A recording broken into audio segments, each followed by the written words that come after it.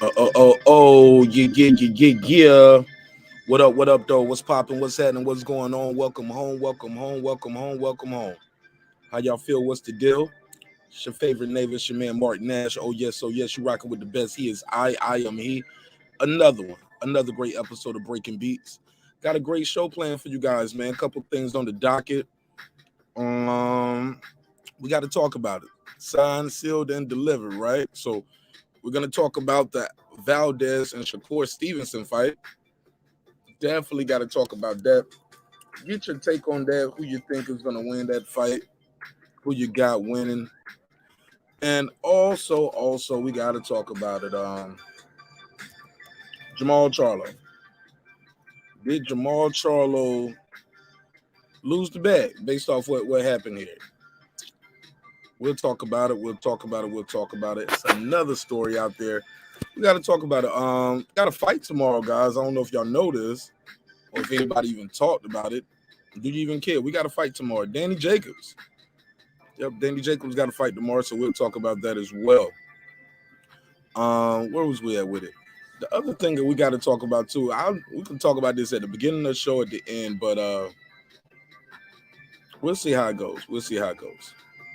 We'll leave it alone for that. But, yeah, got to talk about it. Jermall Charlo arrested. Family violence. Did he blow the bag?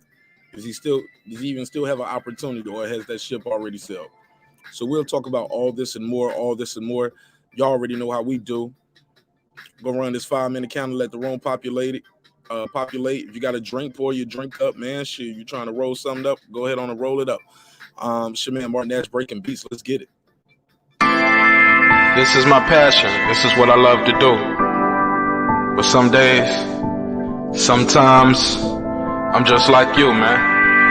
I hate this job. Damn, I hate this job. Damn, I hate this job. Damn, I hate my job. Damn, I hate this job. I'm just like you. Damn, I hate this job. Man, I hate this job. Man, I hate my job. From a good dream I wake, sun rays on my face, planning out my day, hoping this ain't the one that I catch a case. I feel so good, I feel so straight. My manager keep calling me saying, hurry up, you late.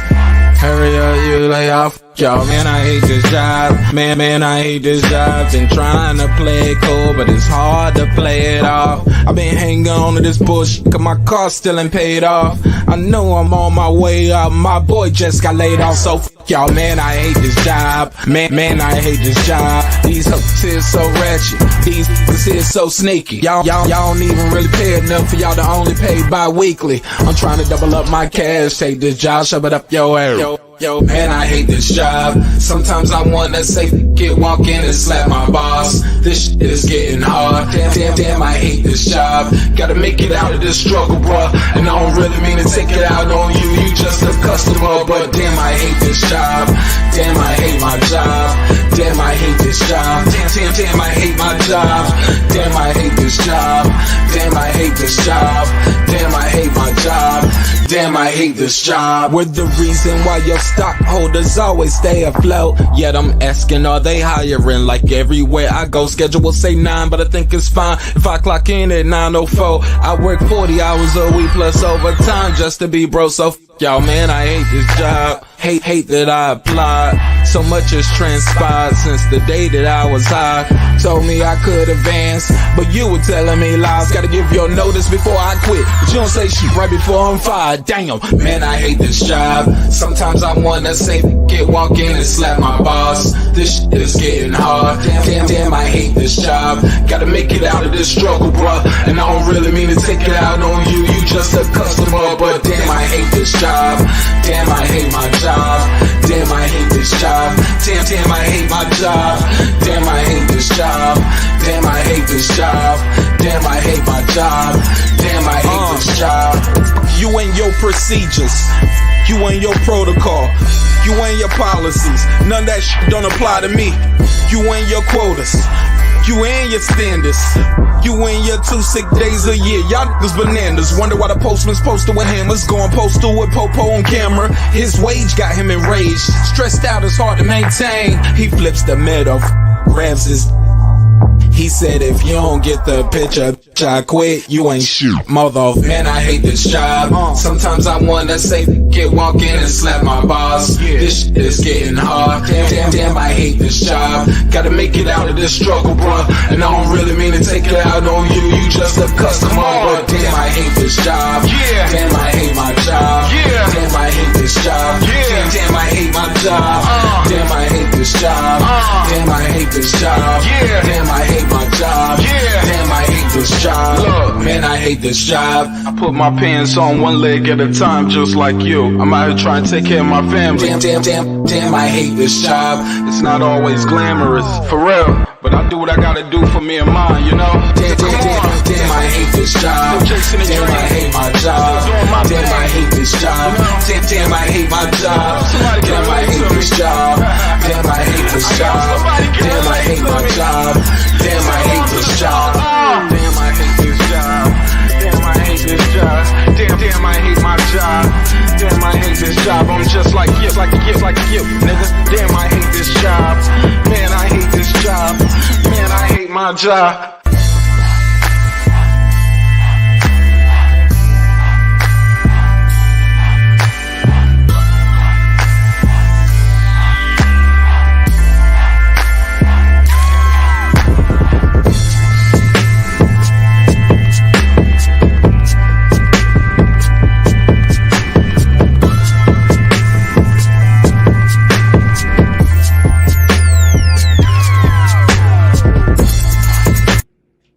The views and opinions expressed in this program are those of the speakers, commentators, experts, and or the host. They do not explicitly nor necessarily reflect nor represent the channel's policy or the views held by the channel or broadcaster. The broadcaster or its channel cannot be held accountable for all or any views expressed during the program. Basically, if I didn't say it, don't come for me. You come for the person who said it. And please don't sue me for somebody else's words. With that said, let's start the show, motherfucker. This that squad sound. This is madness.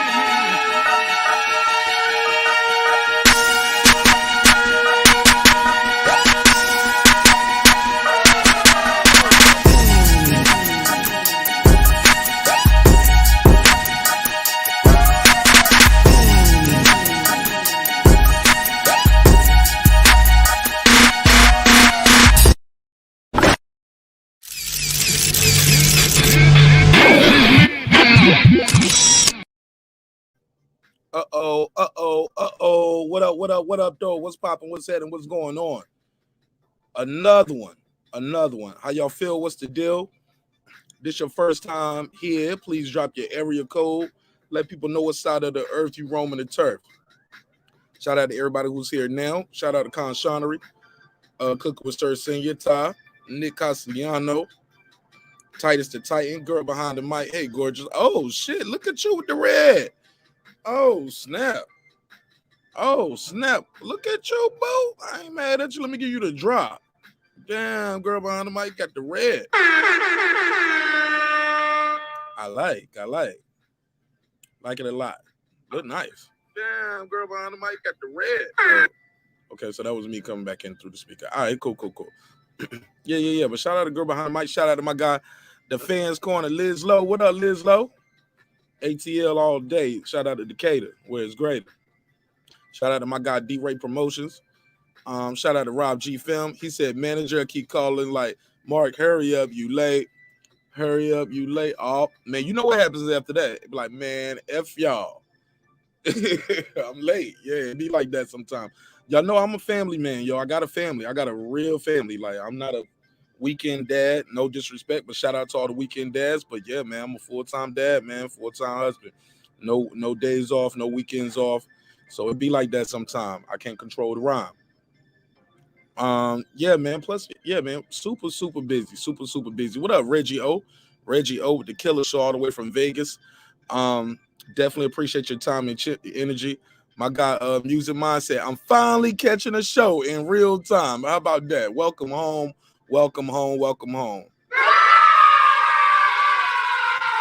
Hey, look, I'm finally here too. How about that? Yeah, your man Marq Nash was late, a little late getting here, but better late than never, man. God is good. I thank God for all you guys, man. Got nothing but love and respect for you all. Love you all. I hope you love yourself. And if you don't love yourself, guess what?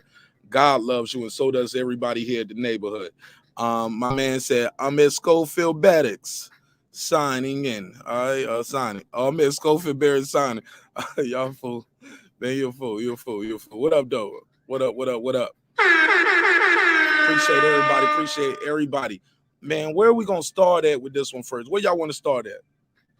What do y'all want to start with this one? What we going to start on first? Also, man, we got to talk about that Snoop Dogg case, too. I don't know. I know we're going to do our boxing talk. I'll save that for the end, but salute to you, my brother. Yeah, man, we got to talk about that case that Shorty got on Snoop Dogg. When you read the breakdown of the case, respectfully, Shorty, I don't think that one gonna fly. We might try to do it like this. Let's do this boxing show. Maybe we'll end this one and come back and do the hip hop show right after it, like we did last time. Because we definitely want to give Snoop his flowers. Because Snoop made some major moves this week. But man, the devil is always working. Like, man, you take one step forward, 2 steps back. Yes, yeah, we got to talk about that. I'm gonna do the boxing part first. I don't know if I save the Snoop Dogg and do it on the same show, or I do like maybe we can do this boxing talk in maybe an hour. Maybe we can knock it out in an hour, hour and a half. And I jump in with the Snoop Dogg. I want to give Snoop his flowers. We seem like a lot of times on the show when we do our hip hop talk, a lot of times some of my brothers on the West Coast say, "Hey, Marq Nash, you ain't got no love for the West Coast. You ain't got no love for the West Coast, Marq Nash." Like, damn.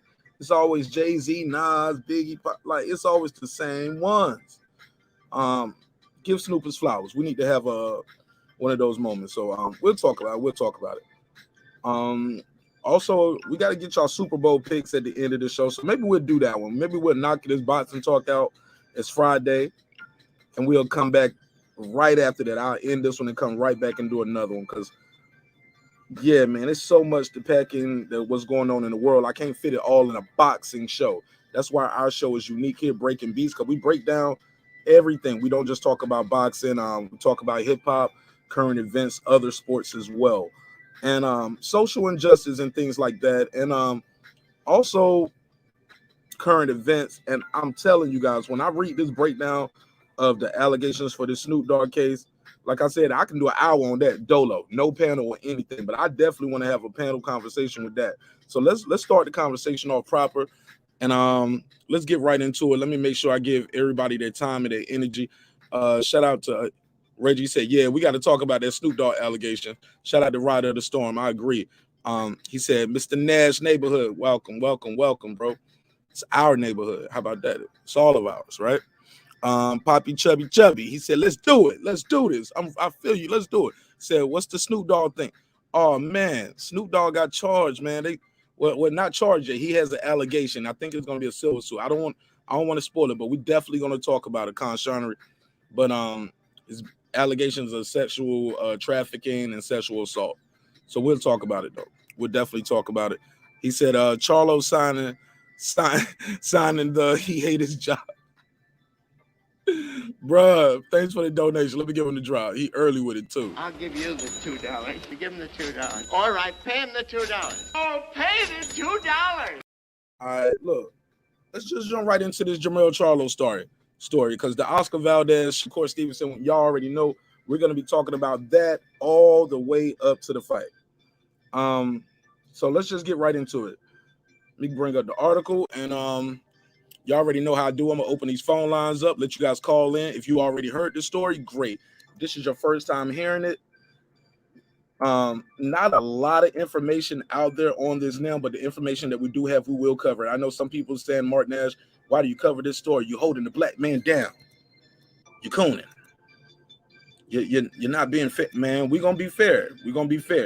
But a lot of these guys, man, these are more self-inflicted wounds coming from some of our favorite fighters.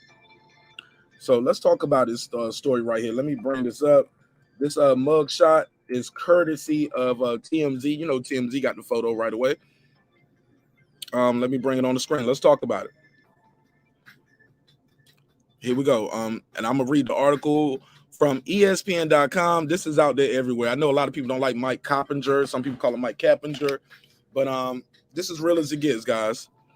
Middleweight champion boxer Jermall Charlo was arrested Friday in Texas on a felony charge of assaulting a family/household member after having a previous conviction. And this is according to Fort Bend jail records. Stop right there. Stop right there. Family member, household member. What does that mean, guys? What do you guys think that means when he says family member? Oh man, he said what he do? What you think? He was playing the Kanye song. Guess who's going to jail tonight? You, nigga. Respectfully. Yeah, guess who's going to jail tonight? Jermall Charlo. Guess who's going to jail tonight? The guy on the screen. $10,000 to post that bill tonight. Now, this is what I found odd. I saw his bail. They still held him though. That was the odd thing. He was arrested at let's continue. Jermall Charlo, 31 years old, was still in custody on Friday night. A jail official told ESPN. According to records, he was arrested at 11:29 after a warrant was issued by the Fort Bend County Sheriff's Office in Richmond, Texas. He was being held on $10,000 bail, but they still held him. Now Charlo got $10,000, right? Between him and Marq, I know they said they had some trouble with the PBC. He was picking and said, "Hey, yo, his debit card got declined at the Waffle House." I get it, guys. I get it. But let's keep it a buck. This guy has $10,000, right? Or he has friends that have $10,000. He said, "Marq, get at me if you need music for your channel, bro. I got you." Hey, man, I make the music too. These are my beats playing in the background. But I would love to hear what you got, and we can still plug and promote you. So it's all love on this side. I might not need it, but I know a lot of people need music for their shows. And I can't make music for everybody. So how about that? So we definitely can help plug your stuff, and I'll share your music in the community tab. How about that? We do it all the time. But guys, what does that mean when you say you arrested? They said 3rd degree assault. Music Mind Charlo, 3rd degree assault. Felony assault, regardless though, guys. Felony assault. Now the dude just had a case get dismissed last year. Why are we back in this situation again? $10,000. You're right. Let's share the screen. I can share the screen. But they say he was still in jail. Now, I'm gonna pull up his Twitter and his IG to see where he's at now. But if you don't know, this is at the Fort Bend Jail County Information Officer did not respond to a voicemail seeking a comment. A spokesman of PBC, which promotes Charlo, declined to comment as well. Charlo, 32-0, 22 knockouts, is ESPN's #1 ranked 160-pound boxer. I didn't know y'all had him as #1. I didn't know that. Now he's #1. Okay. He has made 4 defenses of his WBC middleweight title and has won also a title at 154. We all know that. Here we go. Canelo Alvarez, ESPN's #1 pound-for-pound fighter and boxing's top star, was offered a May 7th fight with Charlo for the undisputed 168-pound champion. So Charlo will have to go up 8 pounds. I know some people out there don't really follow boxing, guys. So we're trying to explain this so everybody knows. So he's at 160. He will have to go up 8 pounds to fight Canelo May 7th, who's like the biggest star pound for pound when it comes to getting his bread in boxing. Canelo is a guy from Mexico. Kicking ass, taking names. But sources told ESPN this Alvarez is closing in on a deal to fight Dimitri Bivol. The last part of this article, and we'll move on. Charlo, whose twin brother Jermall Charlo's, you already know, they twin brothers. 3 robbery charges. Okay, okay, hold on, here we go. Jermall Charlo was also arrested August last year and charged with robbery following an alleged incident in a San Antonio bar. Those 3 robbery charges were dismissed earlier this month with due to insufficient evidence. Guys, what are we doing here? Why is Jermall Charlo making the news? When we was in the Army, we call it making the blotter report. The $10,000, like now they said that they gave him a bail, but he was still in jail. Does anybody know why are you speaking ill of your own people? Right, there we go. Why are you speaking ill of your own people? What I say bad about him yet? I ain't even said nothing bad. I know Sheldon Moore clowning because he already know that's what people say. Like they don't want us to report the news. This is just straight reporting. I'm reading the article. They want me to act like it ain't happened. If I act like it didn't happen, now you get what I'm saying? No. We got to tell the truth for sure. It's all love. It's all love. My loyalty is to my audience, homie. And to the truth. They say he probably could use a break from his crazy house. He's probably chilling watching TV at the sheriff's. Man, ain't no chilling at the sheriff's office, homie. Respectfully, Conshana. Ain't no chilling at the jail, bro. Ain't no chilling in jail. You can chill at home. Jermall in there getting phone checked, so he couldn't call home for bill money. Hey, look, ain't no gloves in that jailhouse, bro. Ain't no gloves in there. You got to keep it a certain way. You got to have some backup in there, or have some bail, or have somebody. You got to pay somebody off. Keep in mind, this ain't no real big dude. He fight at 168, and they got weapons in jail, not boxing gloves. So. Mike Tyson even tell that story. They was like, who would mess with Mike Tyson in jail? He's like, man, there's killers in there, man. They don't care about fighting. They'll kill you. And then if one can't get you, they'll all get together and get you. Yeah. So yeah, it's a whole different world. Somebody said the report says it was a male family member, Reg. That's what we're looking for. See, because I haven't seen that report, Shakur. I haven't seen male, female, family member. Was it as a cousin, auntie, sister, brother? It doesn't say wife or girlfriend. Which is good. At least it's not that. But here's the deal, guys. You're a professional boxer. Why are you catching an assault charge at the crib? It's not even been a full year, bro. You back in jail again? For people saying you can't keep your hands to yourself. Somebody said no payday for Charlo. That leads me to my topic on the docket. Did Jermall Charlo fumble the bag? Did he blow the bag? I'm gonna open these phone lines up. We ain't even gonna hold you all day. We're gonna get right into it. We're gonna talk about this one, and we're gonna be on to the next one, man. I appreciate everybody time and energy. Make sure I got this other phone line open. See if I can get my brother Shelton Moore on the phone to call in. I know I know Shelton Moore has a lot to say about this topic right here. So let me switch this over.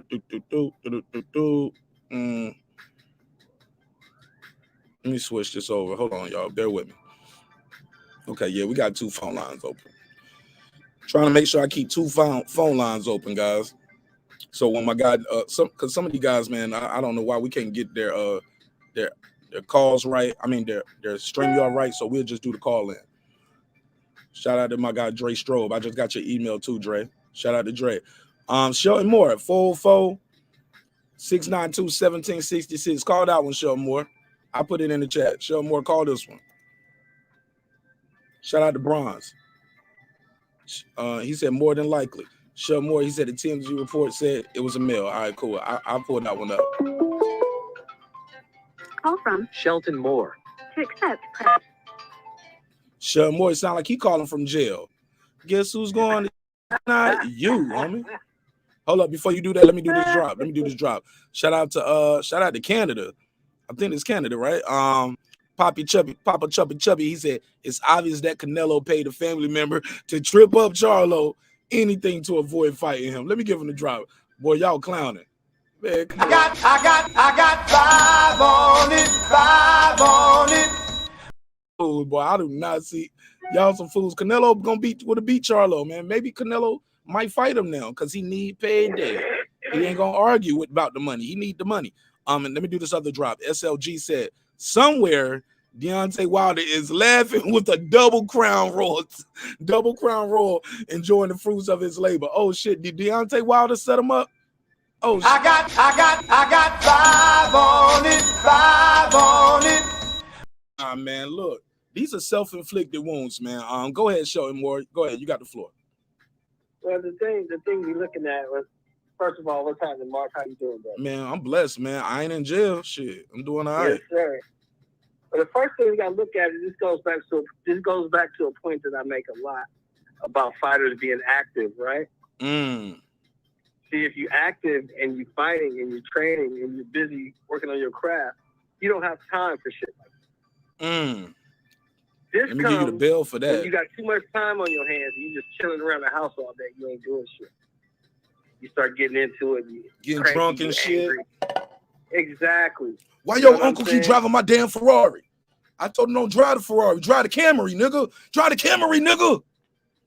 You know what I'm saying? So it's just, like you said, you hit the nail on the head, brother. It's all self-inflicted. You was in the running to make the biggest payday of your career, have the biggest fight of your career, and you go do some shit like this. I mean, it's just a bad look. You know what I'm saying?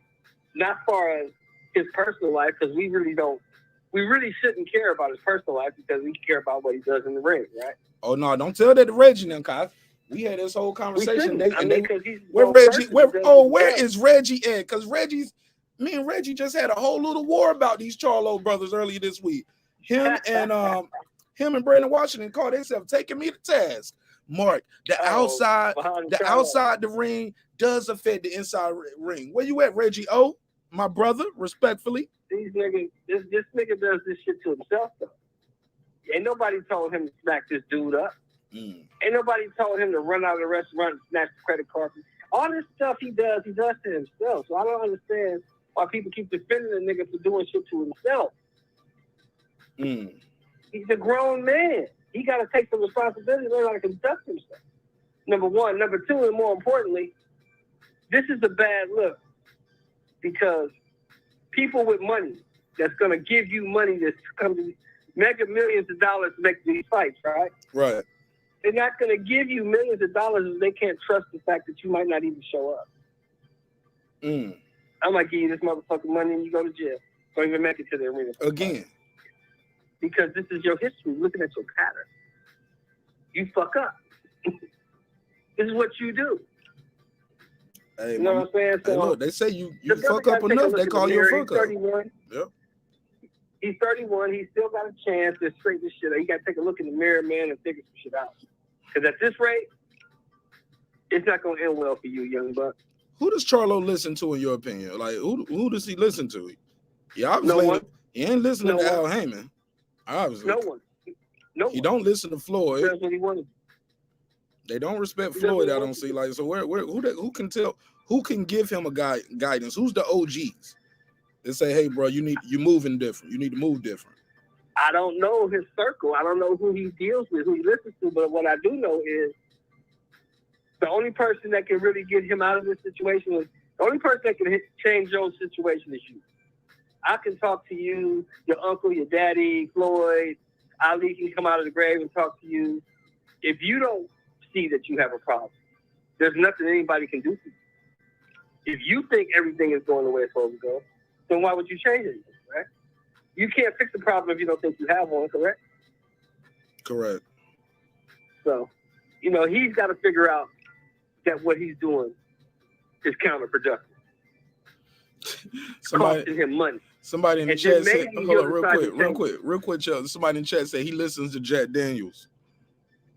Listens to Jack Daniels? Probably. Jack, you talking to a motherfucker. Jack had you doing some stupid shit. Boy, my chat, I got the best live show on when earth. You're sitting in the jail cell talking about, damn, I didn't tell you to do all that now. I told you to do some shit, but not all that. Right. Bro, you a professional boxer. Yo, I remember being a kid that what they always used to tell me? Your hands are registered weapons, right? You knock people out for a living. Oh, Lord, Reggie Owens. Reggie, you better be joking. I need to see a smiley face emoji beside this. Reggie said Al Heyman and Floyd Mayweather set Jermall up. Oh, get out of here, Reggie. Reggie, hold this. Wrong. So they made him beat him up. Shout out to Canada, baby. Toronto in the house. Go ahead. We're going to open this at the phone line, too. I mean, he did this shit to himself, bro. There's nothing anybody can say. There's no way to clean this shit up.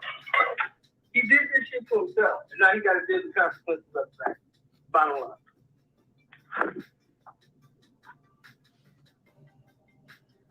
All right, well, look, we got the other... Obviously, go ahead. Like you said earlier, Mark, we talked earlier, obviously, whoever he put his hands on told on his ass real fast. or he did so, or he did him so he fucked him up. Well, we gotta call somebody. This nigga is asleep and snoring, blood leaking everywhere.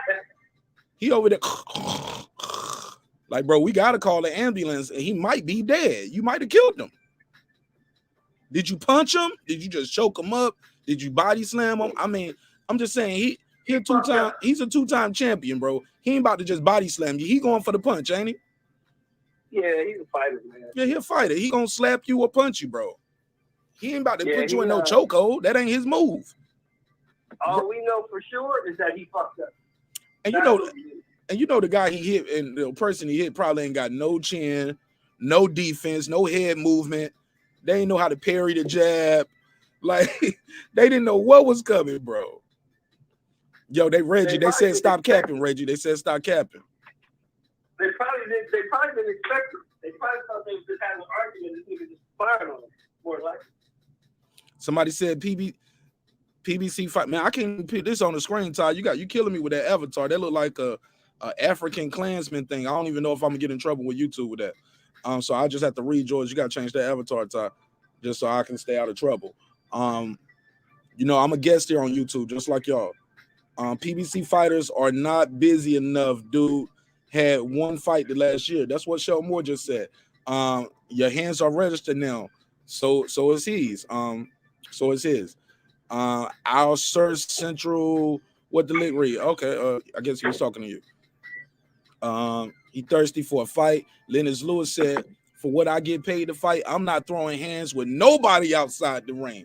Shout out to Lennox Lewis. Ron Finkley said, what's up, the Ryder of the Storm? Let me drop this link out there. I'm going to get everybody's take on this. I'm going to try to get everybody the chance to speak on this topic. The link is out there. The link is out there. The link is out there. Reggie on said, Left Myers, y'all know damn well they going to blame Al Haymon and Floyd Mayweather. How you going to blame Floyd? I want to hear Reggie explain this. Reggie. I don't know. I dropped the link out there. You know he the bro. That ain't got nothing to do with Floyd Mayweather or Al Haymon. Oh, they gonna make it. They gonna make it have something to do with him. Because go ahead. I'm about to get I'm trying to get my lights right so I can cut my camera on. He's the advisor. He invests your money. That's what they say about the PBC, right? Yeah. He sets them up and he advises them and he invests their money. You ain't gonna let that nigga control your money. That's a choice you made. All these things we're talking about are choices that he made. So he has to deal with the consequences of the choices that he made. Correct? Hey, bro, if you had that avatar for 3 months, I ain't noticed it for 3 months. I ain't seen it for 3 months. Sorry. I ain't never seen it. Here's what it is, man. I wish the brother well. I hope he can get out of this unscathed. And like I said earlier, maybe this might work in his favor. You know, it's not above Canelo Alvarez to cherry pick a motherfucker now. Say that. No, slow down. No, hold on. You got a little echo now. Say that last part again. I say, you know, it's not above. I say, I wish the brother well, and I hope it works out for him in a positive way. And this may work out for him in his best interest because, you know, it's not above Canelo Alvarez and his team to cherry pick somebody. You know that. Cherry pick for what, though? He can beat this guy. I think he can go beat the guy regardless. He can beat him. I think he'll beat these other dudes, too. Let me put that face on the screen. I mean, y'all got Canelo fucked up. Canelo will beat Arthur Beterbiev. No. I think, No. Yep. No. He'll outclass him. He'll outclass him all night, man. He'll beat Joe Smith Jr. He'll beat Dimitri Bivol. Y'all better put some respect on Canelo. I don't know about Bivol. I don't know about Beterbiev. We shall see. Look, if they can't knock him out, they're going to lose because he's going to outclass him all night. I think Canelo got a chin. They got a chin. I don't think he's going to stop him. Let me say something. I know. Y'all heard you say it. Let me say this. Arthur Beterbiev is like Vic Darchinian, bro. Basic as hell, wild as hell, sloppy. But he got a chin and he got a damn right hand. Got hands of stone and he got a chin of stone too. So I think Arthur Beterbiev will give him. He won't stop. I don't see Canelo stopping him, but I see Canelo just taking him 12 rounds and just schooling him. Canelo just got too many tools in the toolbox, bro. and this dude ain't got enough experience. Let me see this before I do this. I got 2 drops. Mr. Nice said he was sparring for the David Benavidez fight. I didn't know that. I thought he was still in the works, possibly to get the Canelo fight. But let me give you the $2 drop. Thank you for your time and energy, my brother. But more importantly, thanks for helping us keep the lights on. We need it. God knows we do. I'll give you the $2. Give him the $2. All right, pay him the $2. Oh, pay the $2. Shakur, hold 1 second. Go ahead. Matter of fact, Shakur, go ahead and say what you got to say. Then I'll pass the mic to my guy KP. No, I was just gonna say that Canelo might look at this as well. He's going through some things. He ain't focused. Yeah, this is the perfect time to knock him out. Fair enough. Go ahead, KP from KC5. What's your take on this? Did Jermall Charlo blow the bag, bro?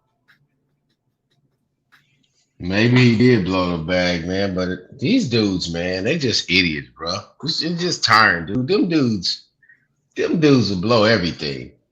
Them Charlo brothers, man, they too emotional. They way too emotional to be men. That's all I'm gonna say, bro.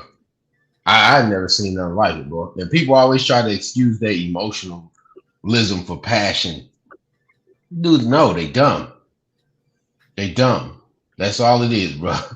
I don't have time to be making an excuse for dudes that's 30-something. And then these people always try to come back, Marq, and say, oh, he was young. Dude, he over 30, bro. Come on, bro. Young. I mean, damn. He got whole kids, don't he? I'm pretty sure they got kids. Yeah, he got kids, got a wife. So what is he transferring to his kids with all that emotionalism that they be having? They were just trying to fight Jarrett Hurd. You ever notice that, Marq? They didn't keep that kind of energy for Canelo and stuff like that, or Benavidez. They trying to jump Jarrett Hurd at a fight. Ain't do nothing. I ain't never seen them try to jump another nationality of another fighter, but black fighters. Well, to be fair, KP, Jarrett Hurd slapped the shit out of him right in his face. But that's because the way they came up on Jarrett Hurd, it seemed like they were trying to run down on him. He said something like, I kill you, nigga, or I murder. He said, fuck you, and you and your bitch, or some shit like that. Or I do something. Yeah, you know how they do. You know how they do. How Mel did was like straight like that, nigga, and thought he was gonna walk off. Jarrett Hurd said, let me show you I got this reach. Oh. Bro, I'm gonna tell you, bro. I don't get that kind of energy from the. Slow down, KP. Let me say this last part. Guess what Marq had to do? Marq couldn't even react because you know what? If you watch that video, Marq had a drink in his hand. He had to put his drink down. Dude just slapped your brother. You got to put your drink down first. Go ahead, KP. He was getting drunk. Yeah, that's a good point because I don't see that. I don't even see that kind of energy when them dudes is at fights with I don't see Errol Spence acting like that. I don't see Terrence Crawford acting like that. I don't see Bruce Ennis acting like that. I don't even be seeing Shakur and them act like that or Devin or none of them like that, bro. Now slow down. Shakur on camera too, getting in the fight with at the ATM. Hit a dude and he hit some girls. So wait, hold on, Marq. He did do it, but how old is he when he did it? Early 20s, right? Wait, hold on. I'm just saying though, bro. I'm making a comparison. Early 20s though, right? This dude is over 30. Over 30. Been boxing in the game for all these years, and this is the biggest fight that he was about to get. And then these people gonna run out here and start crying if he don't get the fight. They're gonna be crying like Jim Jones was last week, talking about they didn't let him buy the Gucci. Like, bro, the white man did it. The white man did it to him, or the Mets. Nah, bro. Bro. I'm not rocking with the Gucci theory like that. No, bro. No. Self-inflicted wounds, right? You can't fight nobody if they in jail. Bro, you a pro boxer. You need to keep your hands to your motherfucking self. Or you going to jail. Or you gonna get a lawsuit, right? Or both. Now I get it. It's your house, blah, blah, blah. Bro, you call somebody, get them out your house. You ain't got, bro, you can't be out here. You are Jermall Charlo, superstar boxer, man. Hey Marq, why do this always gotta keep happening to us for us to realize that if you got a whole crew, right? Because I'm pretty sure people was probably there. You got family, friends there, whatever. Certain people can't get in trouble. He's the ticket. For some reason, we had this mentality that we let the ticket get in trouble. Mm-hmm. Like Death Row letting Tupac get into the fight, right? You know what I'm saying? Just like watching Nipsey Hussle be on that corner and the bodyguard ain't there in broad daylight. Young Dolph just pull up, nobody there with him. Like, bro, this don't make no sense, bro. Certain people shouldn't even be in his space, bro. Family or not. You and I know family members that we got in our own family that we know that they'll set us off. So you just don't be around them. Let me hit you with some real street shit right quick, right? Go ahead, show them what. Go ahead, I'm muting. You remember Ray Lewis? Remember Ray Lewis got into that shit, right? Yep. What happened? Nigga, the bag ain't going to jail. He did go to trial though. He went to jail, got trial, but some shit got missing. They ain't found that suit yet. That whole suit is missing. Facts. If you remember the case, 2 other motherfuckers was free. Remember that? Yeah. I don't remember a lot about that case. I was young, but I do know one thing. I remember it, Mark. More. Let me get this joke off real quick. KP knows what I'm talking about. Let me get this one quick joke off. The bag ain't going to jail, bro. The bag ain't going to jail. Let him get the joke off. Matter of fact, it ain't even funny because somebody lost their life. But I'm just saying that glove, that OJ glove and Ray Lewis white suit, Jimmy Hoffa, it's just some shit that just get missing, and you just never see it again. Right amount of money, you just never see it again. I'm gonna say it again, bro. One more time for the people in the back. The bag ain't going to jail, bro. Nah, not in my crew. Not in my crew. We can't let the bag go to jail, dog. It's other niggas that do that. Is it? And I'm gonna ask you guys something. Is it possible? Is it possible some of these guys just want to be seen? Nobody. Tupac wanted to get in that fight. What's the kid? Rest in peace to the rapper who got killed down here in Atlanta. He used to go with Asian Dog, man. What's his name? King Von. Von wanted to be in that fight. Yeah. Rushed to the fight, running to the fight, putting his hand. But the squad could have stopped him, no, Mark. The squad could have stopped him, bro. How you gonna stop him? He the boss. Bro, I'm gonna say it like this, bro. Bro, you've been out in those instances where you and the squad get into it with somebody, and it's not going down, bro. I ain't never let it happen when I was down with the squad like that. It ain't happening on my watch. The bag can't go to jail. This nigga's the money. If he go to jail, who gonna bail us out? Bro, just think about how stupid this would be. I want to make sure we ain't talking to each other. My bad. Go ahead. Let me say this, and then I'm gonna let you go, Shelby. This is how stupid this would be. Just take it back, and you just be like, "Damn, the dude that owned Walmart, he in the fight with some people, and they let him go to jail, and Walmart never happened because of that." That's some dumb shit, bro. Real talk. The bag can't go to jail, bro. And when you're talking about Tupac, I'm gonna break it down to you like this. While Tupac got himself involved in some shit that he didn't understand. I'm gonna leave it at that. LA gangbanging is not for everybody.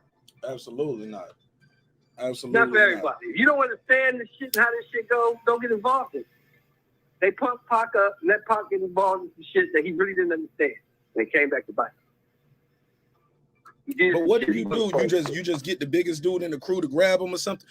Okay, let me ask you this. Jermall, this happened in that home. Let me do this. We got Ty, he said Chris Carter, pick a fall guy. He wasn't lying. He's stupid, man. Let me give him the $2 drop. And Mr. Knight said he about to be Monroe Hutchins undisputed. Damn. Mm-hmm. Damn. Damn. Let me do the $2 drop. We got 2 of them. I'll give you the $2. You give him the $2. All right, pay him the $2. Oh, pay the $2. One more. I'll give you the $2. You give him the $2. All right, pay him the $2. Oh, pay the $2. I appreciate the support, y'all. It's my birthday month too, so I appreciate it. We're gonna keep the lights on. We're gonna get some. If we break that 6,000, man, we almost at 6,000 subs, man. So when we break that 6,000, we're gonna do another giveaway. Oh, Mark, I got a story for you, real quick, bro. Oh, real quick? Story time? Let's go.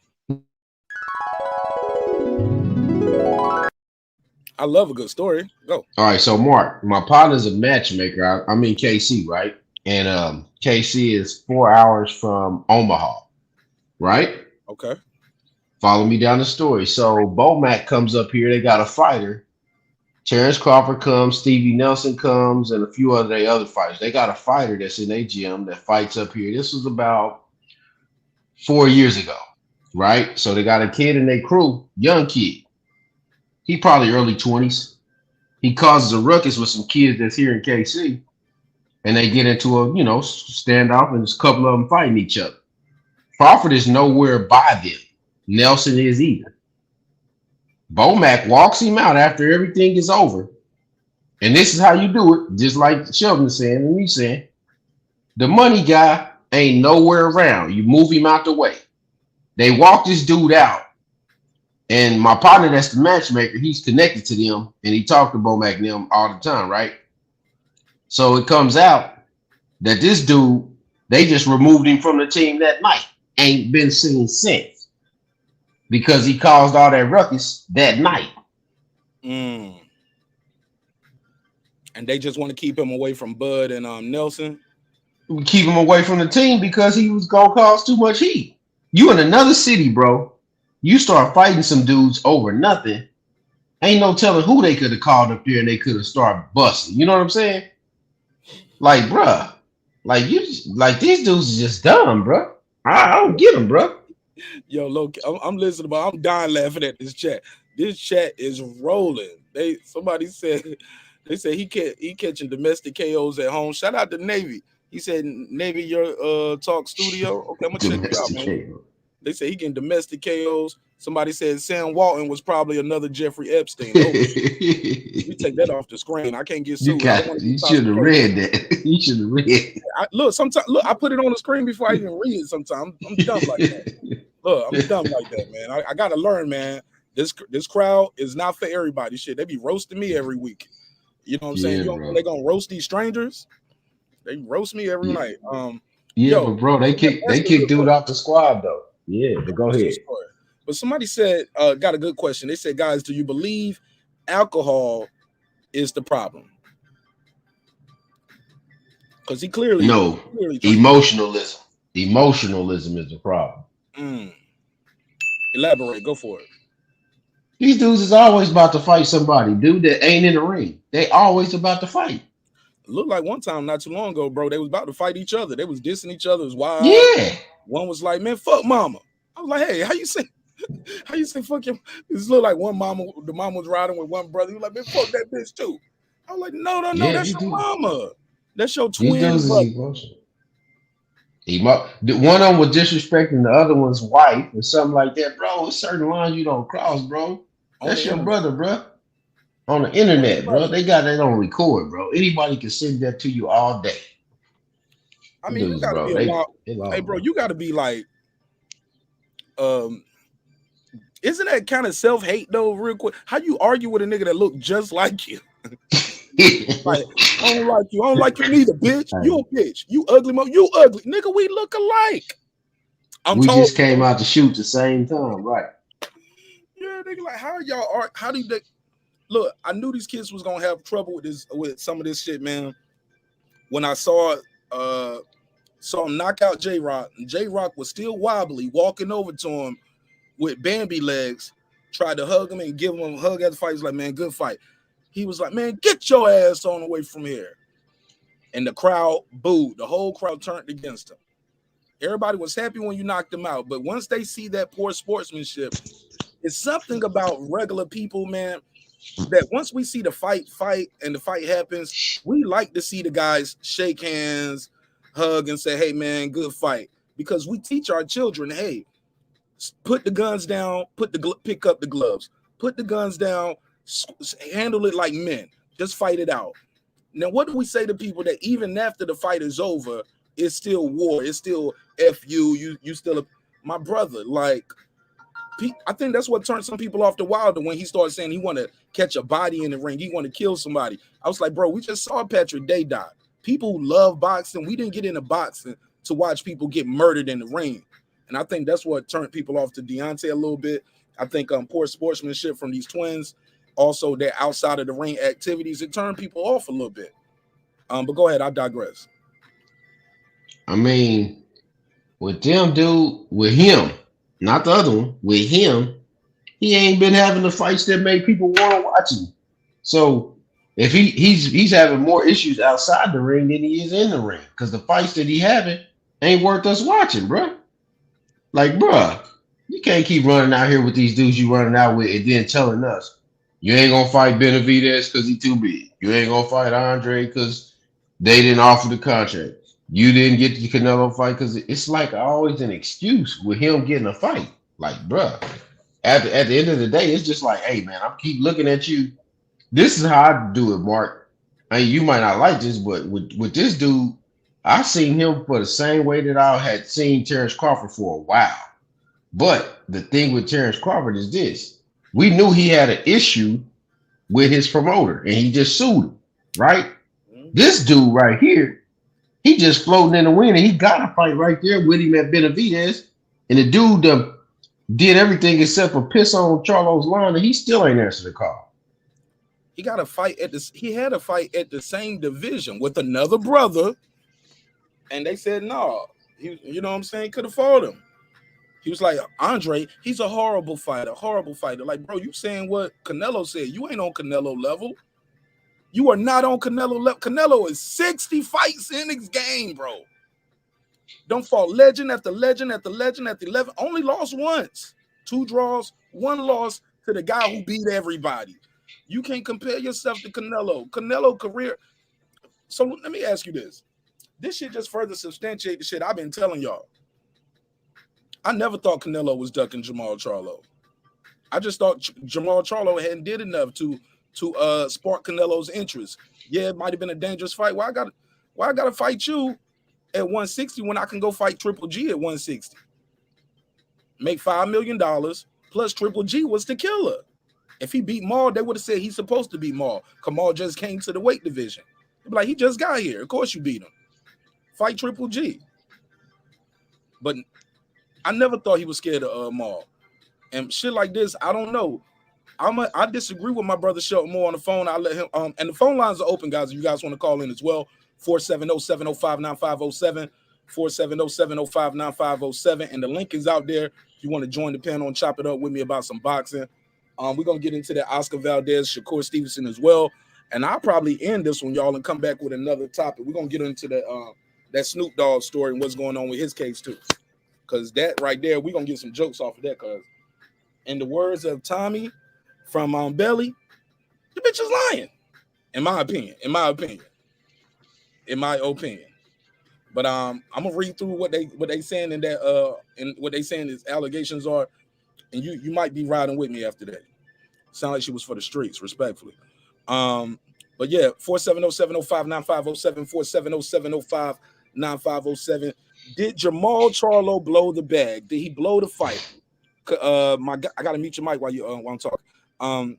Shelton Moore believes Canelo might offer him the fight now because short notice, he's desperate. He might need the money now. Obviously he's gonna need some money because bail, fighting the case, might have to pay off that family member. You get what I'm saying? Yeah, this is not going to be good. So KP from KC5, do you agree with Shelton Moore that this might help him get the fight more, or did he possibly blow the bag? I don't know, man. This dude, man. I don't know, man. I just don't like people putting themselves in bad positions when they got an opportunity in front of them. I can't say if he blew it or not. I just don't know what they're looking for if he blew it or not, but there's no way he should be getting, man, it's just stupid shit, bro. I'm just tired of these dudes. Hey, Mir, call in real quick. Let me get your opinion. Mir, call in. Mir said, blow the bag? Nah. Call in real quick, Mir. 470-705-9507. He said, so we only going to talk about Snoop when it's something negative. Deuce, see, you missed the whole, if that's all you heard, Deuce, rewind the show to the first part. That's you missed the whole thing. You missed the whole thing, Deuce. You missed the whole thing. You only heard what you just heard right now. You're an hour late, son. But I did say what you just said right there, though. I said we supposed to do the Snoop Dogg. Actually, bro, I told you about us doing the Snoop Dogg episode last week, didn't I say that was going to be the next one? Then we found out about Death Row. Deuce, you just pull up the troll anyway. Stop playing with me. Yo, I find it pretty Just bought the catalog from Jeff Rowe. Now, what happened with Snoop? We'll talk about it on the right. next one. We'll talk about it right after this. Yeah, we talk about it later, but I just find it pretty odd that he bought the catalog and then all this goofy stuff come out the next day or something. All right, go ahead, Mark. Come on now, we'll talk about it. Basement Boxing Talk, what up? Let me know. Did Jermall Charlo blow the bag? Did he lose the Canelo fight just because this, or do you agree with Shelton Moore that Canelo might look at him more as a cherry pick and sign him, fight him now? Shelton Moore. I mean, you made the point earlier, Mark. You made the point yourself. You said, look, he can make damn near 2/3 of what he's gonna make fighting Triple G and Bivol in a Charlo fight for 45, 50 million, right? Say that again. You said earlier, we talked earlier, you said, look, he can make 2/3 of what he's going to make with the zone fighting Charlo. Am I correct? Make 2/3. Yeah, he's going to make 50 million. Pretty much, yeah, about 45. I think it was like 45 million. Yeah. And I think they was going to offer Jermall like, but the other one is like 85 for 2. So still a good deal. He can make 45 for 1. Yeah. Now, if he makes the 45 for 1, it's not like the 85 for 2 ain't going to be there. Who knows? We don't know. We don't know what's going to be there. Exactly. Where they going? Unless Bivol gets beat, where they going? So, I mean, it's possible that Canelo might say, well, this dude is compromised. He's not focused. I can just go in there and get rid of him quick, get this bag, and then go get the other bag. Or Canelo might say, you know what? I don't trust this dude. He might get in more trouble. Don't show up to the fight. We out of money, so fuck it. Just fuck him and we'll just go with the 85 million. I mean, there's a couple ways this shit can go. That's how I look at it, the latter. This guy's bad for business. But that's my opinion. Reggie O, who with the Killer Show all the way from Vegas, who's a big fan of the Charlos. Reggie, you and I disagree with you on this just the other day. Remember that we just talked about this. I don't know if it was last week or earlier this week, and I was like, man, these dudes be wilding out, bro. Irresponsible. Poor sportsmanship. Just seem negative. They turn people off sometimes. They can fight, but shit, look at this, Reggie. Now he fighting people that ain't boxers. What's your take on this story? I missed your live show earlier. So what's your take on it? Man, first off, fuck you for missing my show. Nah. Hey, I click like though. I pull up, click the like, and I might have to No, man, I'm just joking. But no, man, it's crazy, man. We get to talk about fighters, and the next goddamn day, some bad shit pop up with them. First, fucking talking about AB, and then Robert Easton, and now the Charlos, and now but this. You gotta shit. Stop going against me. This is God letting you know. Trust what this dude MarqNash is saying, Reggie. You back to back in less than a week. Man, I might have something to run with, man. I got to jump on some stories and shit before they happen. Be like the Minority Report. Man, premonition. I need to pick some numbers, man, because I'm on a roll right here. I've been needing to pick some numbers, Reggie. But go ahead. So what's your take on it? Is it over for Charlo? Did he blow the bag? What do you think happened here? Is it alcohol? Is it immaturity? Not keeping your circle tight? What do you think is going on with this guy?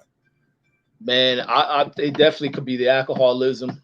There's some other underlying factors that lead into what makes the Charlos the way they are. What was going on in their childhood that make these dudes just so over the top with emotions? And that's a thing, man, with a lot of stuff, man, that stems from childhood, and you see it displayed in adulthood to where they have probably never been, taught how to control their emotions. That's like even my kids. I whoop my kids' ass for just outbursts. Don't say that on air, Reggie. I don't want you to get in trouble. Don't say that. Man, I ain't gonna get in trouble for none of that shit because y'all didn't watch me yell and pop my kids on camera. I'm just myself 100%. But the reasoning behind that is because you have to break certain behaviors in childhood, and a lot of behaviors that aren't broken in childhood. You watch grown people function in the mind of a young child, and they don't know how to control these things. A lot of things have to be cognitive, or mentally developed through a kid. And a lot of problems that people don't pay attention to childhood development, and it leads a lot of adults to having these lapses in that area. And you see that with the Charlos, and there's other stuff stemming that elevates their responses to shit that don't go their way. The alcoholism. You see the way in which these brothers conflict with each other, the way in which they engage with fans, conflicting with them and shit. Like, I mean, it's not a good look, man, because of what's at stake, man. This dude is right on the damn steps of this goddamn Canelo fight, you know, being brought to him. And then you having to think about the person that represents them in Al Haymon, how much money they're willing to put up. And now they have to think like, damn, is this dude gonna do something to where we lose out on this damn money? And then now it puts Canelo in a position. Do I take this fight? Will this dude have another outbreak? It's like every year he's having some confrontation with a family member, and then now the news breaks out. This ain't the first time. So they're gonna be mindful of that shit when they look at whether or not they take him. The other fighters are safer bets to get this event going. You don't want this happen at the 12th hour and then here come another police arrest. Like this, I mean, people look at it like, oh, it's just this and that. And a lot of time the people who are constantly on this, like, man, this is nothing, it's minor shit. Then as shit move on, here come bigger shit. The same thing people were spotting before Earl had that accident. Shit like that. Same thing before AB start having all these outside the ring issues. People spot these things. So they have to clean some of this shit up. Too much at stake for this dude. But go ahead. Let me let my guy Right Side jump in. Thanks for your time. Thanks for your energy. Go ahead, Right Side. Same question for you. What do you think is the cause of this? Is it just a misunderstanding? Is it alcohol? Is it just emotional things, anger management?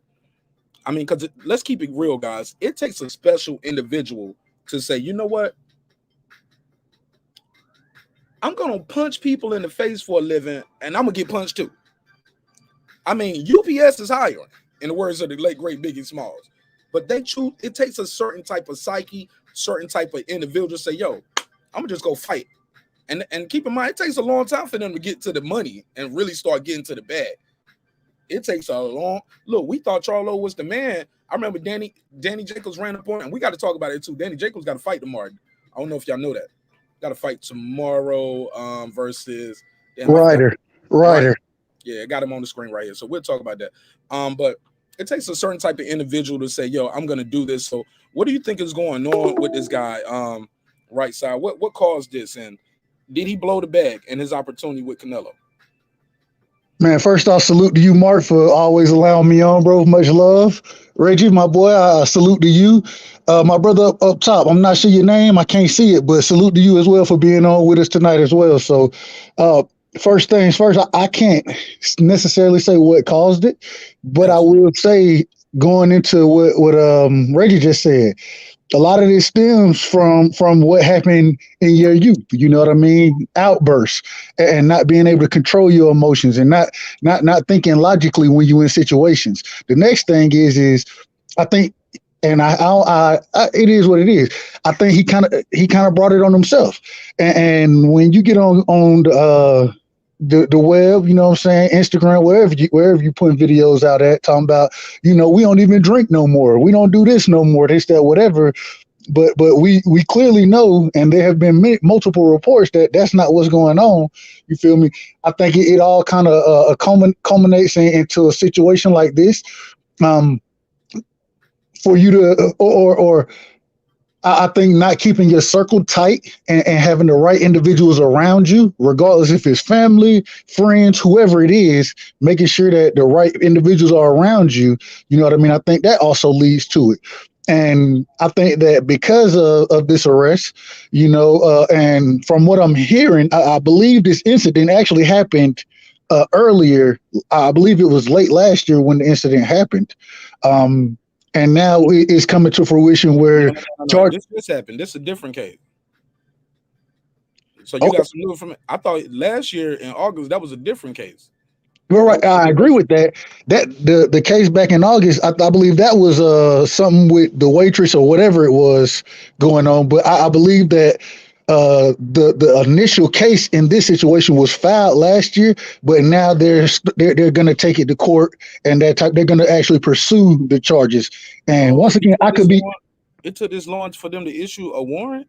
Where did you get that story from? Oh man, what was I believe 24/7. Don't quote me on that. I believe 24/7 Boxing is where I was reading this at. Mm-hmm. And so, but I say that to say this though, regardless of when. It's the worst time it could possibly be, because with the news coming out earlier about Canelo looking to take the Matchroom deal, fighting Bivol, Bivol, whatever you call him, and then going to fight Triple G for 85 million. You know, I think this now gives Canelo the easiest way out to say, hey, we don't even know if we can make a fight with this man, especially after what we saw happen with Rolly Romero, and he was actually proven not to be guilty, but because he had charges and allegations over his head, it kind of killed a fight with Tank. To be fair, he never had a charge. No, I know, and that's what I'm saying. He had accusations over his head, and there we go. He had a tweet. Let's be clear. But just that killed the fight. Absolutely. With Tank, and because of that, would it be an actual arrest happening right here? I think he didn't. I think he fumbled the bag. I think it was a big or definitely a big mistake, but it's just a lack of not thinking logically. Not and once again, that does go into alcoholism. Drinking most of the time makes you not think logically. You understand? So I'm not saying he was drunk. I'm not saying that. All I'm saying is I don't know the exact situation, what exactly happened, and I don't want to accuse him of anything. But at the same time, with the history that he has, both brothers, the history that they had, I just think this is horrible timing, and I still hope he gets the fight. I think that's the best fight we could see from Canelo at this time is Charlo, but I don't think he gets the fight. I think it's going to be more or less squashed, and they'll say we're going to go this route because we don't know what might happen with this case, and we don't want to be in training camp for no reason. So that's my opinion. Let me add to that. Canelo gonna get that guarantee in his shit though. You already know he gonna say, so if this guy pulls out the fight, I still get paid. He's gonna want it that way. As he should. Because he already know what goes on with the Ryan Garcia. I mean, he's seen that. Everybody in the boxing world seen it. Nobody wants to be on that side of the stick. But I'll say this too. To go to one point you did say, let's say it was, I think it would work better in his favor if it was recent. If this was a old incident and they just now executing a warrant on him, that looks even worse. Like we finally got enough evidence. You get what I'm saying? Like they've been building the case versus, okay, this just happened on Thursday night or Friday morning and we arrested you Friday afternoon. All right, boom. You know what I'm saying? Shit can go any kind of way. But bro, if this happened, like you said, last year and they just now executing a warrant this year, that means they probably been building the case. Now, granted, this is an opinion-based show. And it's only speculation. We don't know right now. That's why we're having a conversation, because this is news for us in boxing. Like, wow. And besides the part where will this guy go to jail or not, as far as what people saying, well, his team might not know if he'll be available, he's irresponsible. Look at the optics, though. The optics from the outside looking in, especially when we find out later on down the line, it was like, who did he hit? Was it his wife's brother, cousin? Was it an old man? Who did you assault? Felony battery. You get what I'm saying? Who is this person? So a lot of criticism could come from that from the other side. So if you ever thought Canelo was quote unquote ducking this guy now, he just gave him a reason. Sometimes you don't need to give people a reason not to mess with you. And I think he really gave people a reason with this one right here. But I'll pass the mic. Go ahead. I agree 100%. And once again, don't hold me to it. This is something I read earlier today. I could be wrong. And so if I'm wrong, hey, I don't mind being wrong. I don't mind admitting that I'm wrong. But like you said, if this is, from what I've read, this is a case stemming from last year, absolutely. What happened was a case has been built, and now the evidence has come out and said that we can charge you with something. And then for it to be felony battery, that's a huge statement. I hope that it wasn't a female involved. I really hope that, because I don't think there's coming back. There should be any coming back from hidden females. I think that more charges would have been brought if it was a child. And so I'm hoping it was at least a grown man that he put his hands on. But at the end of the day, as a fighter, as somebody with registered lethal weapons on their hand, as far as their hands go, you don't need to be putting your hands on nobody, brother. And so it is what it is. And so at this point, regardless of who it is, I gotta blame him. I gotta blame him, but just because once again, you don't need to be putting your hands on anybody, especially being a professional boxer. And so I always hope that things work out well. I hope we don't have all the information and that something's going to come out and it's not what it seems. But you know, it's not looking good. And like you said, if anybody ever want to call Canelo a duck, this is the perfect situation that you've given him, where we can't even say he ducking you. You know what I'm saying? We can't say that because of what you have done and the position you put yourself in. And so, however Canelo, however he reacts, or if this sways him in any direction in picking a fight, I think that it just all goes, or it all what's the word I'm looking for? Accumulates over Charlo's head. And the other problem I have is the man hadn't fought in almost a year. And so now with this coming up, I think it's gonna make it that much more difficult for you to get a fight. And so it's unfortunate. Okay, yeah, because I'm looking at here. They said the assault took place on May 23rd. Per the police report, they request for a welfare check to residents in Missouri City. However, they arrived. Somebody was reported aggravated bodily injury during a party. So wow, it took a minute. They might have a case on them now. Shelton Moore. To accept, press 1. To send a voicemail, press 2. Oh shit, I'm trying to press 1. There we go. Shelton Moore. Yes, sir. Go ahead. Go ahead. Talk to me. The biggest problem I have with the whole situation is that, you know, we've been pushing for this guy to get this fight. We want to see this guy get this fight. Even if we didn't think he could win, we still wanted him to get a shot. And then he does these things, and all these things are self-inflicted. That's the biggest issue I have. It's not like somebody else is doing this shit to you. You're doing this shit to you. You're not being disciplined. You're not living the fighter's lifestyle. You having all these out-of-the-ring issues. This is you. Got it. So you know what I'm saying? So now, if someone doesn't want to invest $5 or $10 or $15 million in you because they don't know they're going to get return on their investment, because they don't even know if you're going to show up or if you're going to be out of jail by the time this shit happens, who could you be mad at? You got to be mad at yourself. That's my only issue.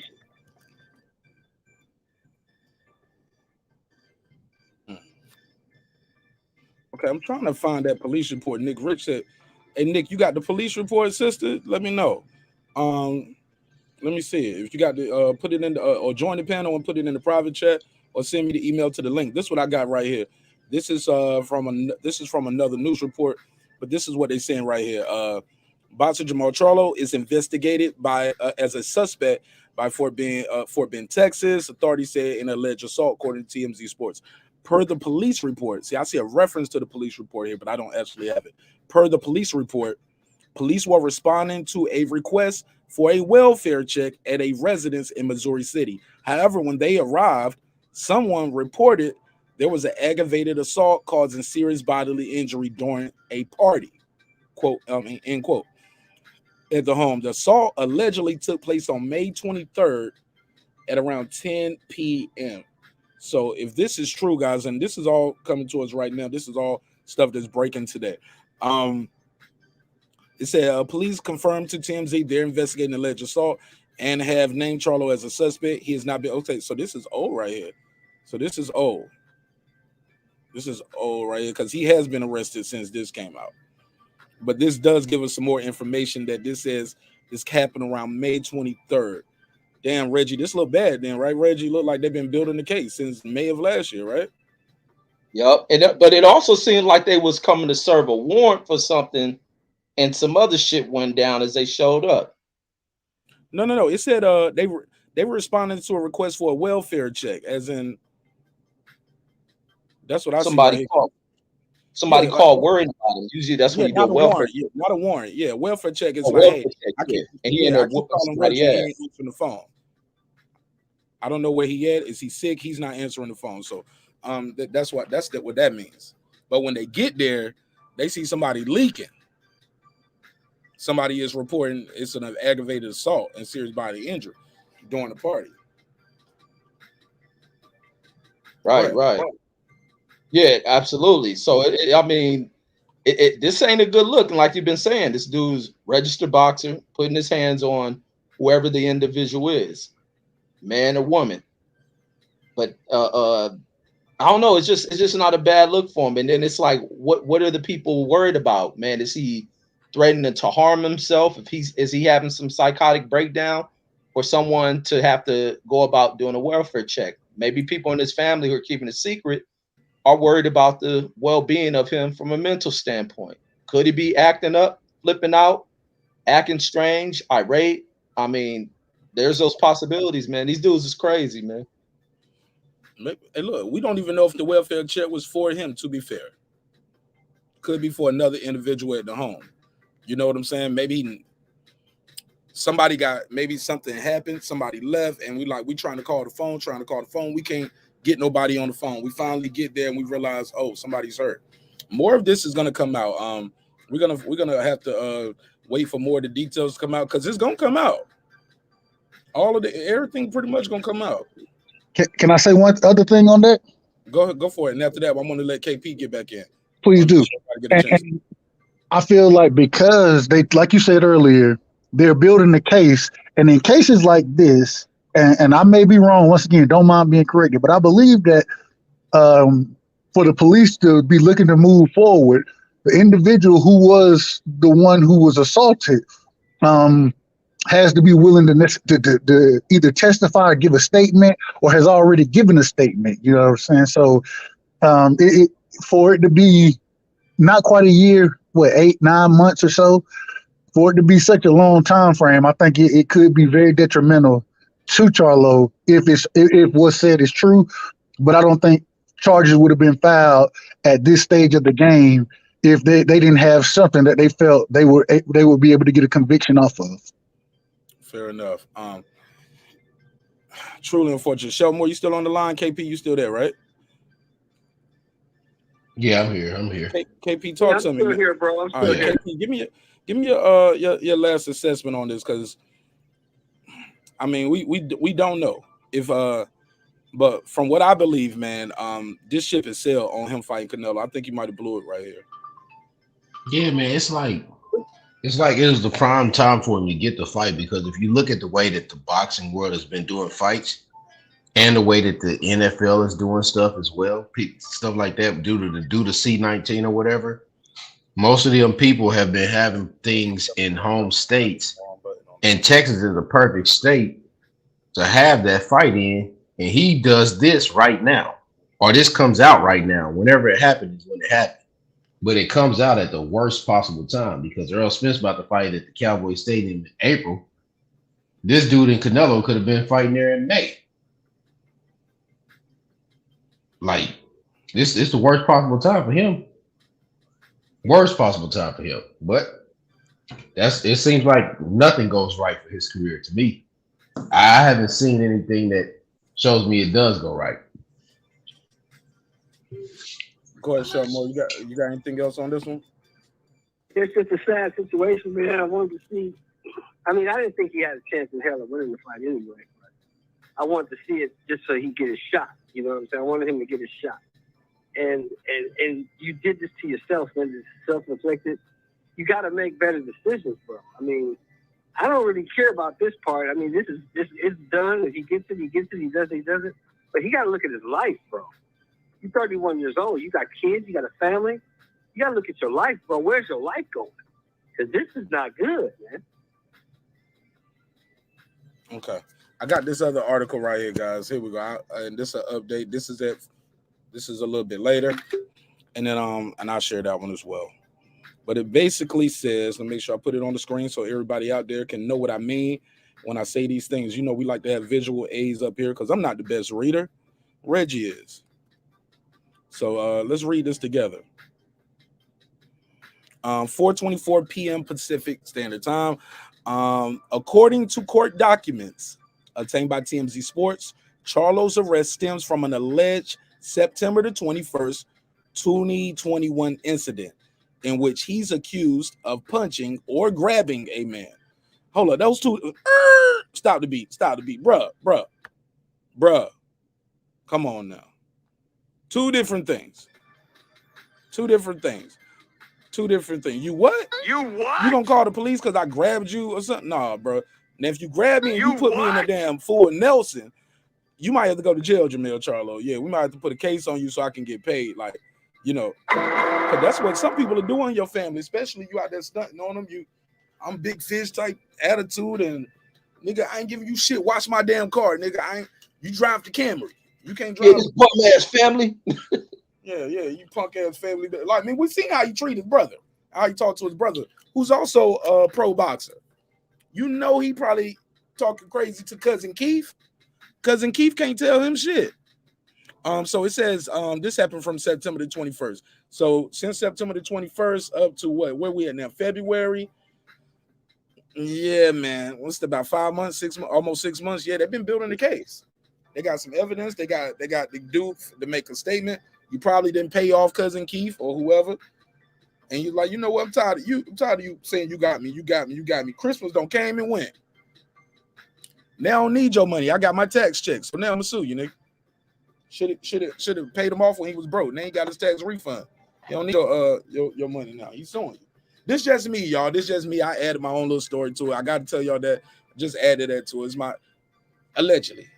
All right. So nobody gets sued, right? But damn, man, September the 21st is May. It's February. They just now coming to pick him up. It says he's accused of punching or grabbing. Guys, that's a big difference. A pro boxer grabbing you and a pro boxer punching you. That's a big difference, right?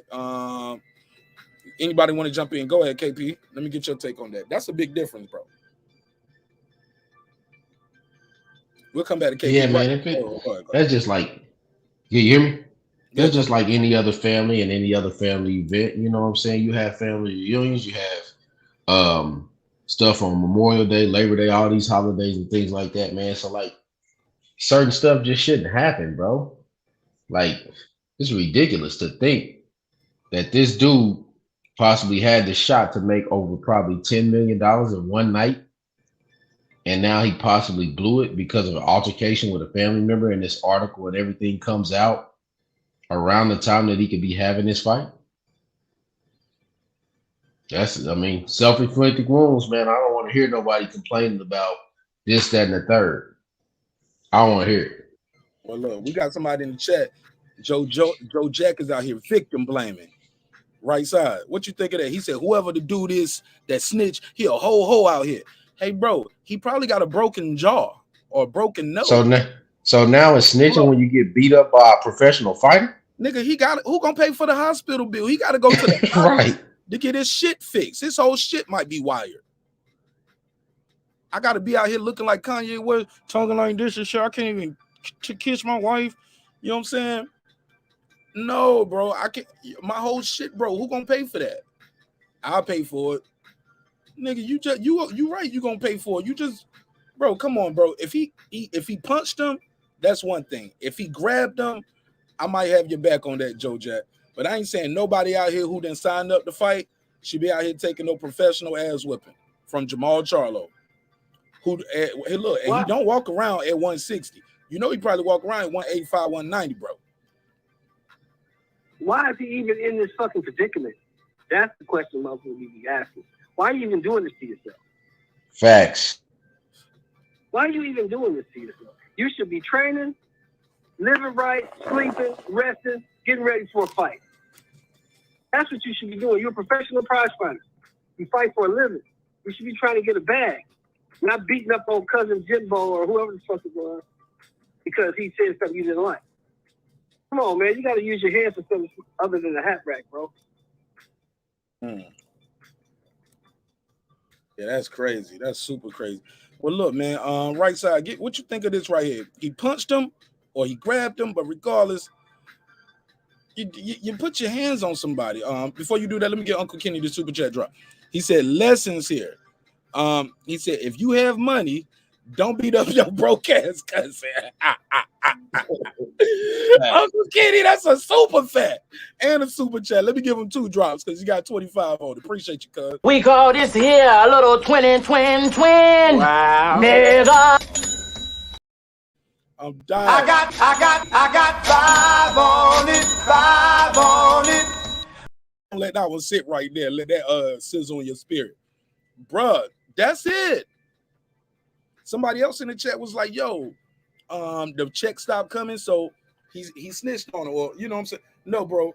Should have paid him off right. You know what I'm saying? Maybe he never paid him. Maybe he said, I got you when I got you. I got you. I got you. You know how rich niggas do. They got you. I got you, man. Nigga, Facts, you broke. Mark. Nigga, stop begging, nigga. I got you, nigga. I'm telling Mark, you. he beat up the cousin that ain't never had a job. That's the one he beat up. Damn idiot. The cousin that he got over there just to wash the car and cut the grass. Nigga, I told you I want my hair just round, not flat. Yo, let me find out he up here like walking around like just treating people like Rick James, fuck your couch, open hand slapping Charlie Murphy in the party. Like, look at this. That's how Rick James was in the party. Remember Charlie Murphy told this story? Like, yo, Rick James slapped the shit out of me in front of everybody, yo. You know what I'm saying? Middle of the party. That's Jermall Charlo. You can't make this up, bro. Why are you putting your hands on people? Now, if this is at a party like they say, guys, where the homies at? Y'all handle that for me. Snooky, do work. Get them out the party. You grab them and throw them out the party. But ain't nobody calling the police and they're making no arrests all these months later because you just grabbed somebody and put them out of here. This guy had to have some kind of injuries, bro. Right? Am I tripping? No, you're right. And then for it to turn into a warrant, it's like, did you miss a court date? Did you evade being arrested for that? Like, it took something for the courts to push forward with that. Reggie, they're going to take pictures of the bruises and the wounds. Bro, we're going to do all of this because of some bruises on your arm from somebody grabbed you all these months later. Nah, this guy probably had some injuries. They documented the injuries, and they've been going through the process. We're just trying to figure out how much we're going to charge you with, because sometimes they might not charge you with everything right now. We'll see how it goes. Sometimes the person will say, I don't want to push the issue, but the city or the state and the county or whatever, they'll say, nah, we got enough evidence. We're moving forward with this shit. And I think Texas is one of those states that passed a law like that, like some years ago. Probably not many years ago, probably like 5 years ago. I think Texas is the state that did that. Because especially coming out of domestic violence cases, they got tired of complainants. You know, they'll put in a case like that and then they'll renege in court out of fear and shit. Yeah. Hey, is it racist to say reneging? I don't like that. I don't even like it in spade games. Bad joke too. It's black. No. Yeah, I mean, it's like saying I got a nig again. You call me a renegger.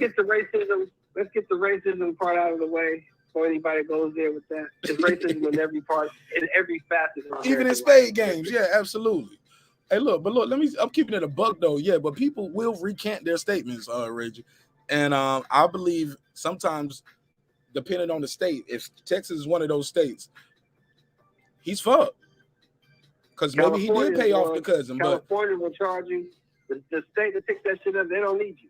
You're going to charge this motherfucker anyway. Because they got your statement already. They got the bruises documented. The injuries are documented. We got the police report. We got the 911 call. We got enough. Well, we'll take it to a jury. And you got to pass. Now you got to pass, bro. You got a history of violence now. Whether the charges are dropped or not, it just look bad when your name is brought up. Everybody remembers the headline. Nobody remembers the retraction. That Rolly shit was all over the place.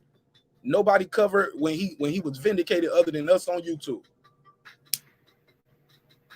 Am I lying? The man lost the biggest opportunity. Man, in the car about to cry after he was finally vindicated. And rightfully so. He was like, man, I was going to buy my mama a house for Christmas. Yep. Nigga, I almost cried for him.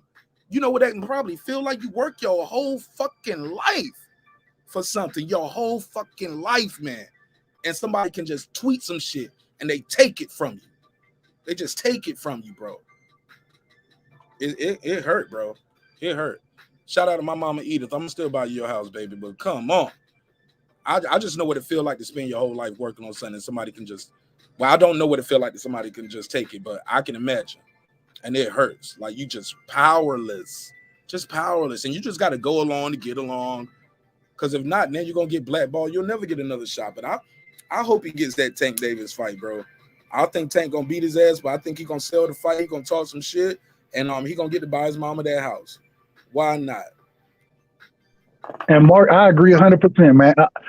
I was against the Rolly fight from the beginning, but after what happened, because the fight had been made or was supposed to happen at least, I feel, hey man, you got to give that man his chance and his opportunity, regardless if I think he's gonna win, regardless if I want to see the fight. You can't taking food off that man plate. You know what I'm saying? And so, yeah, he definitely deserved that opportunity.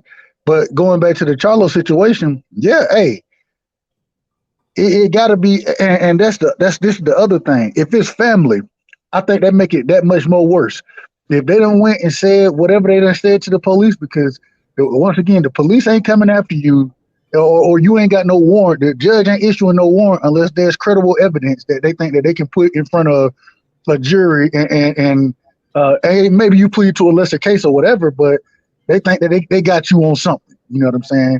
And so, if I feel like that, if something did happen, you put your hands on this man, then whoever, I don't know if it's you, your representative, your manager, I don't know who, but somebody need to come out and say what we need to do to make you whole, bro. What do we owe you to make you whole?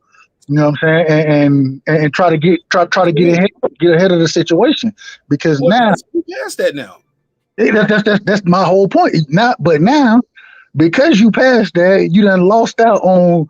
Well, I'm not saying you lost out on it. Maybe Canelo still make that fight. I doubt he make that fight, but maybe he will. Man, facing 2 to 10 years. He facing up to 10 years in jail, bro. Hey, look at this. Peep this. This is the other side of shit that the court can do. Schedule his court date on the day in which they think Canelo will plan to fight. Hang him up in all type of dates and shit. Really be dirty with it. Yeah.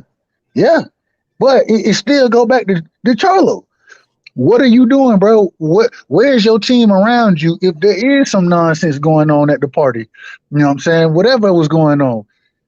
Who you don't have anybody around you to say, hey man, we need this dude, he need to go. He gotta go. You know what I'm saying? Versus you putting your hands on him.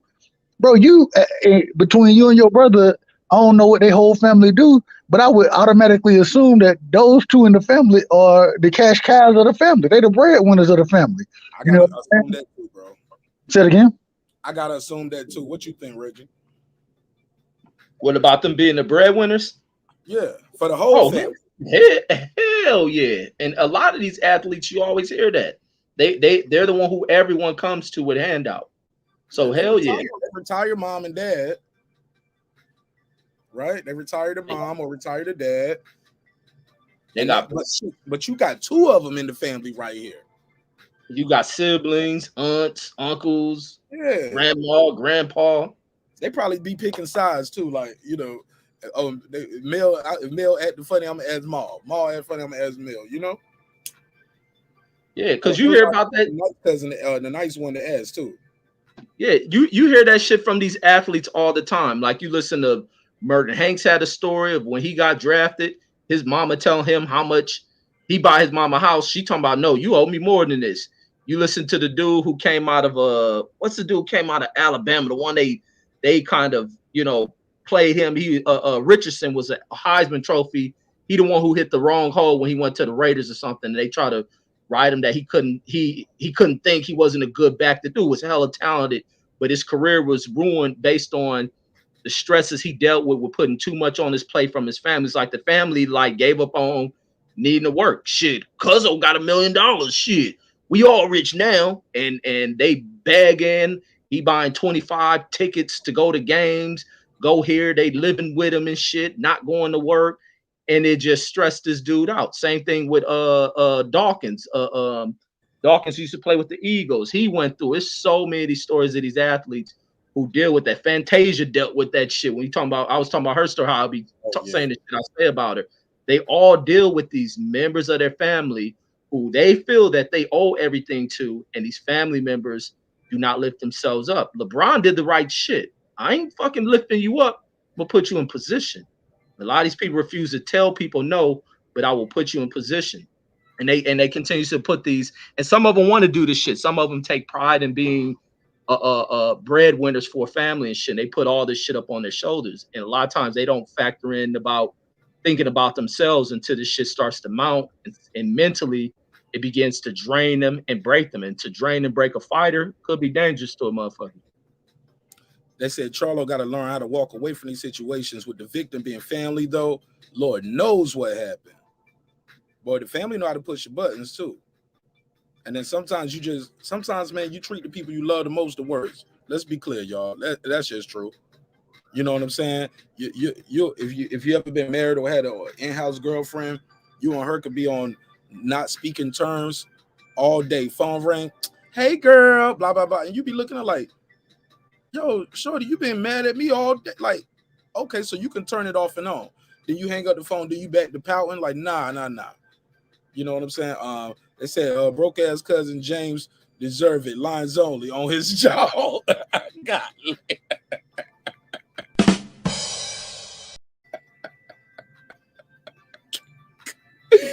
Yeah, okay, man, Reggie. These the Charlo fans, bro. This how the Charlo fans roll. They said broke ass cousin James deserved it. Lines only on his jaw. I'm late as hell reading some of these chats. They said Charlo had like Debo at the party. Oh my God, they said it was in Missouri. I think it's Missouri City. I don't know. I think it's Missouri. It's a Missouri City. He's charged in Texas though, regardless. Probably one of the counties. Texas got like 1 billion counties in it and shit. Yeah, it's just huge. And be named after other shit like that. They say, isn't he a pro boxer? Hands considered Uncle Kenny. We've been saying that. Absolutely. Yeah, I'm from Texas. They will pick up the charges. Okay, Reggie. Say they will pick up the charges. Class 3 felony, Uncle Kenny. I told Uncle Kenny, yeah. But shoot, a class 3 felony, like I said, that's 10 years. A judge can go tell you to sit in a corner. You don't think they're looking at your social media? They look at all of that. You don't think they're gonna look at your fights to see who, or do you don't think they already know who you are?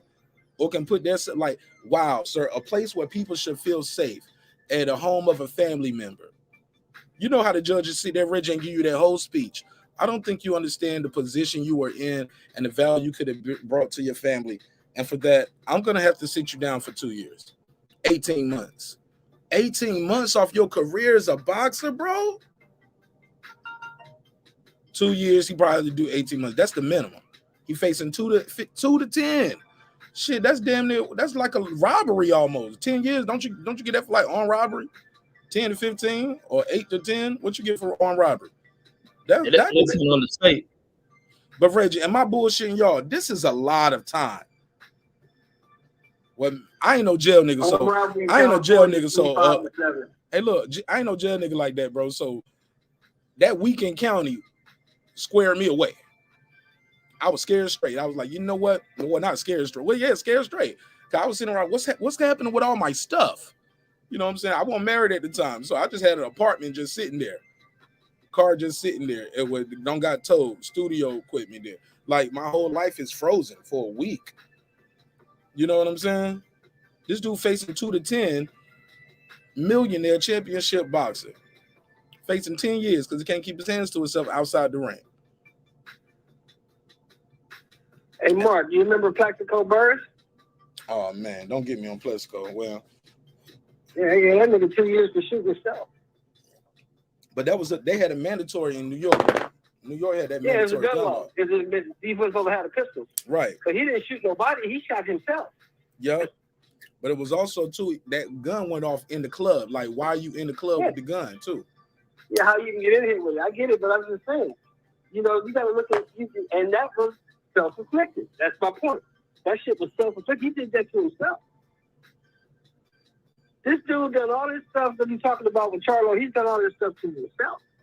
Nobody did that to him. He did this shit to himself. You got to look at his life and how it's going, man, because it's not going well right now. Yeah, he probably was like, nigga, and then I'm going to get my shooters. They on their way, nigga. We about to, you better get out this house, nigga. The shooters coming, nigga. Shit like that. That nigga always talk about some damn, like, who does that? Who does that? Tell people we got crazy motherfuckers. Bro, look, I'm gonna let you know. Justin Bieber got shooters. Once you get a certain amount of income, somebody is out there willing to take a life and get a couple dollars. Am I crazy or no? No, absolutely. You got your money, got you can go to war. Shit, Don Lemon got the shooter, right? If he Man, you get your money right, you can go to war. Somebody said Floyd got out of prison to fight. Floyd also got out with a medical thing too. Remember that? Floyd had took a plea deal. It was a lot of shit, and Floyd had that money. I don't think he got that. I don't think he got Mayweather money and pool. This happened. Floyd shit was in Vegas too. Floyd had to do what, like 90 days? I think he got out of like after 2 months because they was like they were. Huh? I forgot that shit. I forgot Floyd did go to jail. Yeah, right after the Cotto fight, they postponed it so he could fight Cotto, and he brought Vegas probably almost damn near $1 billion again. You know what I'm saying? Because the whole city make money in Vegas, bro. When Floyd fight, I ain't got to tell you Vegas. I ain't got to tell you Reggie. I'm about to call you Vegas. Yeah, no, I seen Floyd shift the economy out this motherfucker first-handedly. That's why I'm like, it ain't no fighters close to that dude level. And I was working where we changed. I was working in enterprise where we changed rates when that motherfucker Floyd fights came in, and then you see the hotels do the same thing. He formed the economy. Hey, Reggie, y'all still couldn't keep a car. Still, that shit was gone. They was telling this is the things that was big out here in Vegas, because Vegas is also like a convention capital. You get CES come out here, that EDC shit. You get SEMA and Floyd Mayweather. All the hotels booked. It was almost like Super Bowl out here. That's why they kept him on the MGM for so long. That dude was economics in Vegas. Yeah, but Floyd had a plea deal, so he didn't get out to fight. He went in knowing he had to do 90 days. They even had a special on HBO. It was called 90 Days in May, because they knew he was going to go to jail after the Cotto fight. That's why I think he fought Cotto the way he fought him too. Like he really wanted to fight. You know, these guys can't do like Jermall Charlo doing and just be out there keep putting your hands on yourself. So look, now I got a target in front of me. We're going to go ahead and we're going to really throw. That's why I was like, it was times when Floyd sat on the ropes and I was like, or just stood right there in the pocket in front of Cotto. I was like, he ain't got to fight Cotto like this. He chose to fight Cotto like this. You know what I'm saying? So I think it says a lot, though, that Floyd knew he had 90 days. He went in there. Also, when he got out shorter, I think he got out on a medical thing. They filled out a medical thing, said, hey, we need to let him out. His body is breaking down in there. Had a doctor. Yeah, money can make things happen, especially when it's in your hometown and you generate, like I said, almost $1 billion for the economy. Y'all see how they got T.I. off here in Atlanta, because it happened in Atlanta, where he supports the community, puts people in office, donating. But I don't know what Charlo does in his community, and I don't know if this dude right here wasn't facing 10 years neither. He was doing 90 days. And when he got out, he signed that damn Showtime deal that was, you know, that crazy, the biggest sports deal ever, you know. I don't know if Stephen Espinoza and them coming out there to talk for Charlo. Or what you think, Reg? Stephen gonna pull up? They may, like they say, like even the PBC want to respond. They want to wait till I forgot it was one article I read. They got a policy where they don't speak on open cases, and I doubt if Espinoza is gonna come in here to speak with them. If they're willing to put money, they got to look further into what the court situation is. What they may want to attend. They may have to use a PBC lawyer to see what is going on in this through his like arraignments or whatever the hearings they got. Whatever's the next step, they need to find out what the charges are and how serious they may be. Otherwise, they just have to pull. They have to pull their name away from the bid. They got to pull their name from the bid if it's that serious. And that's the fuck up with everything. This dude wasn't thinking about all these fighters. And these fighters got to learn lessons from the mistakes other people have made, and especially these young ones who are on their way up. They have to learn. They have to slow themselves down, get around the right people, find the right mentors, people to keep them away from the things that distract them, the things that upset them. They gotta change environments and shit. Otherwise, you're gonna blow off money, man. And they may have to just say, the hell, Canelo, go ahead, do your DAZN thing. Wow. That hurt. Somebody, why everybody keep saying Wilder fans laughing right now? I don't get it. I thought, what did he say about Wilder? He the one to say he'll get his shooters to shoot Wilder, call Wilder a bitch, for saying all type of shit. That was Maul? I thought it was Mel. It was one of the two, probably both of them. Wow. Okay, I didn't know that. So the Wilder fans still ain't rocking with them. Okay, so okay. They can't keep spreading the Can't keep you can't get a speeding ticket driving the speed limit, shit like that. Reggie, he right. You know what I'm saying? But I will say this too, man. It was somebody, you had said something. Damn, man, or did I read it? Yeah, that was like, why is he still in jail? Like, he couldn't bail himself out as soon as they tell him, okay, your bail 10,000. Like, I post my own bail right now, Your Honor. Yeah, they probably didn't give him a bail. He probably didn't get a court date. They probably got that number wrong for him to be still sitting in jail. That number could be wrong. Well, I'm looking at what the fine, the 10,000 is the fine too, though. It carries a fine of 10,000. That's the max fine, up to 10,000, and you can get up to 2 to 10 years. But everywhere I'm looking at, they say his bail was 10,000. Yeah, that could be a misprint. If he's still sitting there, that could be a misprint. Okay. Or hey, look, remember Adrian Broner said he was only getting 30,000 a week. Maybe Charlo only get 10,000. Maybe he already spent his $10,000 a week allowance. He got to wait the next week.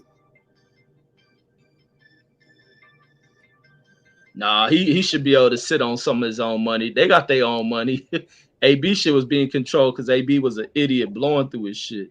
But do we know that to be true, or is that's how they got to pay people because they ain't got all the money right now? That's what people been saying. They ain't got. That's what AB was saying. They ain't got all the money to pay you, so they got to pay you in dividend in pieces like that. I think any fighter who allows something like that got to be a complete and utter idiot. I think the safe thing for a fighter, it'll be almost like the AI thing. When some of these fighters realize that they're screw up, they probably sign Al Heyman over as a what is that? A financier. I forgot whatever they call it. It's another term for a person that oversees the, kind of the payment and arrangement of their money. He probably signed it to something like that. And I don't think all fighters are going through that. And sometimes you may need to be somebody that is the guarantor of your finances and shit. Yeah, but he didn't say like Allen Iverson had, right? But I never heard him say he was doing something like that. Who, AB? But I always heard Floyd say he gets $1 million a month allowance. Almost like he give himself that much money to fuck off every month. Remember that? He said that? Who, AB said that? No, the Floyd gets $1 million a month allowance. Like almost like, because your accountant set shit up for you, so look, man, so you'll be good for the rest of your life. This is how much you got, this is how much you can last off of. So Floyd was getting like it was like $1 million a month or $2 million a month. Oh, that's because he got all these rental properties around here. Yeah, but that's what he pays himself every month though. He don't just sit there and I just swipe the debit card all day, every day, whenever. Like, no, put everything up. This is what I get. I'm gonna spend this much this month. It's like I can spend this much a month for the rest of my life. I'll still be rich and my kids will be wealthy. $2 million. Floyd did a lot of brilliant shit. $2 million a month, and I was like, "What do you spend $2 million a month on?" Phantoms and ghosts, and gas flying spurs, colonons. Shit, that jet too. He got 2 jets. Got to keep those. Got to keep the maintenance up on the jets. G5s, right? Fight got canceled, right? Oh yeah, I didn't know that. Why? Yeah, Mayweather's fight got canceled. Why? Shit, they canceled. I don't know why. I didn't read particularly that the Southern fight got canceled. Okay. Him fighting on the helipad in Dubai or wherever it was, they canceled that shit. I don't know if anybody's gonna go to that shit. Look, let me do this. We got I got two other quick topics on this docket, and I'm gonna get up out of here, man. I'm gonna come back with some hip hop. What time is it? 12:30. I probably got time to do a little hour on the Snoop story because I got to talk about that shit. That's crazy. So let's do this. Valdez and our boy Shakur Stevenson have both signed. It's official. It's sad we're in the day and age right here where guys got to take a picture with the contract. Just so people say, I signed mine. Like, we really know what the contract say. That could be anything, but I'll take your word for it. It looked like a term sheet. I'm signing, you signing. Does Shakur fake cheeks look chubby? Somebody said they ain't even. Shakur face look a little chubby right there. That was a whole nother conversation. So what are we talking about here? Like, are we excited about this fight? Do you guys have a pick? We got a chat going right there. Truly disappointed that we got so many votes on the chat, and we almost at 100 votes on the chat. We ain't even at 50 likes. So shame on you all. What do you guys think about this fight? Who do you got going? How you got this going? Go ahead, Sean Moore. You can start off first. You talking about Shakur versus Valdez? Absolutely. That shit gonna look like Mayweather versus Gotti. He gonna beat the Hebrew piss off that boy. He's not skilled enough. He's not fast enough. He doesn't have the tools to compete with Shakur Stevenson. He's gonna get beat down. Are people gonna say Shakur Oscar that Oscar? I had an idea for this. The fact that he has Eddie Reynoso and Canelo there chilling and cheering for him, and he's such a big star. Could that influence the judges? He is gonna be the 8 side. He got 2 of the belts. It's not going to help him, marqnash. Huh? It's not going to help him. It's not going to help him. This fight's not going to be competitive. He's going to get. You think Jermall Herring got done bad? He's going to get done worse.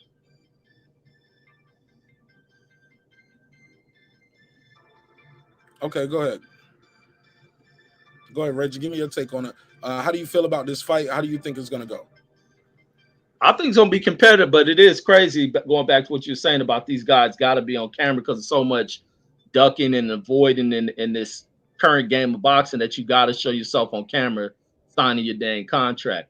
But in this fight, man, the one thing I say that he ain't going to do what he did to Herring is because Herring has some level of intimidation within him. He doesn't have the same kind of heart that Valdez does. When Valdez is in the corner, Valdez is showing the hell going to punch his way out of it. When he's in danger or kind of behind on fights, he lets all hell go, and he's a dangerous puncher, and that's one thing that Shakur has to be mindful of. And we've seen the last time Shakur faced a puncher who threw unorthodox punches that was a little bit dangerous. He kind of had to fight a little bit cautious. He had to fight a little bit safe. So how does that work against him, or does it work for him, or do we get the same version of Shakur that we've seen against Hooker? No, he didn't fight Hooker. What's that dude? Herring against Jermall Herring. So I think Valdez is coming in here to go balls to the wall in this fight. I think he's just gonna let everything go. He's gonna throw it at Shakur, and Shakur just has to be what we expect from Shakur as a dynamic fighter. But does Shakur has the power, the pop that will keep Valdez up off of him? We got to see. It's one thing to look flashy, but sometimes you get in here against these fighters who can change things up and make things rugged, and it's just how you battle your way through. So I got to see how Shakur battles his way through. I think he psychologically, I think he just broke Jermall Herring. Jermall Herring's just too nice of a guy for a young kid like Shakur who's going in here to punk him. They have experience. They knew each other inside the gym. It's almost like the Raiders versus the damn Tampa Bay Bucks. It's really what Shakur versus Herring was like. So, but in this one, I think the situation is going to be a little bit different. I think it's going to be a tough fight, but I expect Shakur to be able to pull this one off. But here's another thing, too, though. Herring's lost before. Herring's an older guy. Herring's body, I know just by him being a Marine, has been through probably some shit that Shakur Stevenson body ain't had to go through. Some of that shit make you tough, makes you battle-tested, but we also call battle-tested wear and tear, bro. You get what I'm saying? And this guy right here, Valdez, don't know how to lose. You're going to have to teach him how to lose. You're going to have to teach him every round. Tonight ain't going to be your night, bro. Tonight ain't going to be your night. And then you also get the people in the chat. I see it already. They say he's juicing. Hey, guys, let me ask you this. Do we think he's juicing for the fight? We got to agree to that before we even go into it. You know what I'm saying? Don't say if your guy, let's say he goes in there and pulls this off. He finally catches Shakur Stevenson with a shot, and we never seen, and Shakur don't see it coming, almost like Linares caught Devin Haney. But let's say Linares caught him like that early in the round, not right when the bell rung. Devin Haney might have been in hell for the rest of that round. You just never know. Who would have thought Devin Haney would have did the stanky leg? Not me. I didn't see that coming. Not against Linares. You didn't see it, Reggie. Nope. Truth, right? Not at all. I talked to Stitch Duran the very next day. Did an interview with her. I don't know how God and the stars lined up where my schedule, we thought we was just gonna be talking about a good fight. Who knew that Devin was gonna get a buzz shot like that? And you know me, I kept it a buck. I asked him. I said, was he hurt? Because he said he won't hurt. Remember that? He kept saying he won't hurt. He finally have come to this conclusion that I can't lie to the people like that. Let's keep it a buck. Yeah, he called me with a good shot. Yeah, just say that. But don't be like, I won't hurt. I won't hurt. Just say it's a good shot. It's a good shot. Learn experience. But I thought he had still won the round up to that. But that could happen. Anything is possible in boxing. Are y'all gonna say Valdez was juicing? Because if y'all think he's juicing, why would you why would you even want Shakur to fight him? So either he's clean fighter now or he's not a clean fighter now. If that's his pass, how does that work with this guy? Can he ever get past it? If he passes the test, that's all that matters. That's all that matters. If he passes the drug test, that's all that matters. Go ahead, Reggie. What's your take on it? You think the fans ever gonna let it go? Because I think if let's say he looks great, they'll say because they already saying he's juicing. Why would you want your guy to fight a guy who's in there cheating? Man, it's always gonna be them fans that's gonna always hang that cloud over fight for popping up dirty on something. But for myself, I don't rock with just keep continuously labeling somebody as a dope fiend, and it tends to go for people when people can't stand the success of someone, they'll continue to hang that over them. But it's even when Big Baby Miller come back, they ain't gonna hang that over his head, and he's probably one of the worst offenders of drug uses in the sport. He's gonna come back as long as they don't find him with anything in the system. Whatever victories he earned in between, it'll be the victories he earned as a clean fighter. You just can't continuously hang them that thing on there. It's a asterisk on them, but moving forward, it's all about what you do from that moment going up. So, but there's so much. None of these athletes are natural. You going in there buying all the supplements that is being created. A lot of shit is almost like a steroid in its damn self.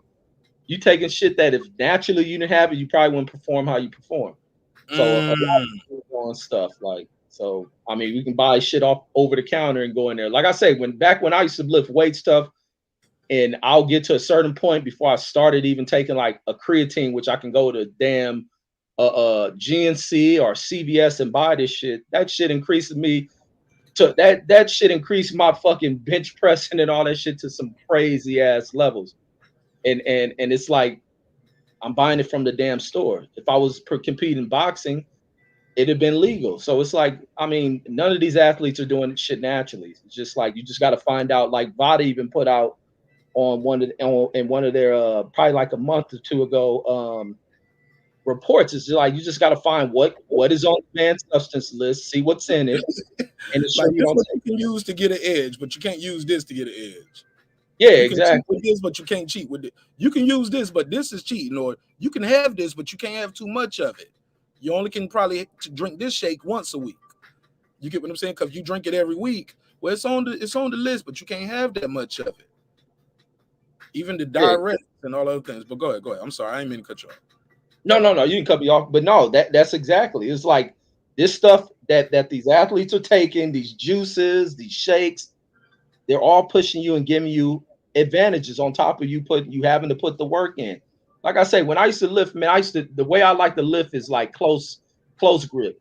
I can put it to where I put just like the distance of your thumb and get on the bench, and I can throw 315 on this damn bench and leave that shit on my chest. Sit that shit, pause 5 seconds, press that shit, and do this shit like 5 times. Like then get on the incline and do the same shit. 275 on the incline, letting that shit just sit. Lifting it up just off of just regular supplements from out of GNC, on top of already getting to a point of just getting strong. And it's like these athletes are all taking some shit, snack program, all that shit, all that they doing all this. But that's not illegal, though, right? No, but I'm just saying none of this stuff these athletes take are just natural shit that they're taking. They're taking shit that's going to make them stronger. It's going to make them faster. It's going to improve stamina. It's going to give them all that stuff. They ain't doing it how the old school used to do it. 15-round fighters didn't have all this science in the game like people do today. That's why people take so many shortcuts. Oh, I can blow up in weight. I'm gonna just take that quick diuretic to burn off all this weight and shit. It's made fighters lazy, but still giving them competitive advantages when it's time to go into camp. They can quickly get that shit off. Cool. Show more. Let me see what they're saying. Somebody said testosterone, HGA, and HGA shot. Man, that's crazy, man. Creatine rules. PEDs are overblown. Damn, Ahmad said PEDs are overblown. I don't get it, man. I mean, they call them performance-enhancing drugs. But I heard somebody say this about Shakur Richardson about it was like weed don't make you faster. That should make you slow down. I get it. But you know what weed does help you do sometimes? Relax, help you focus. You get what I'm saying? It does. It's been proven that and depending on the way your brain works, I could smoke this blunt right here, or eat this edible, or put on this spray, or whatever you use, the lotion. It'll make me be energetic. I'm ready to move and go. You can put the same shit on, but for you got to go to sleep now. You get what I'm saying, Shelton Moore?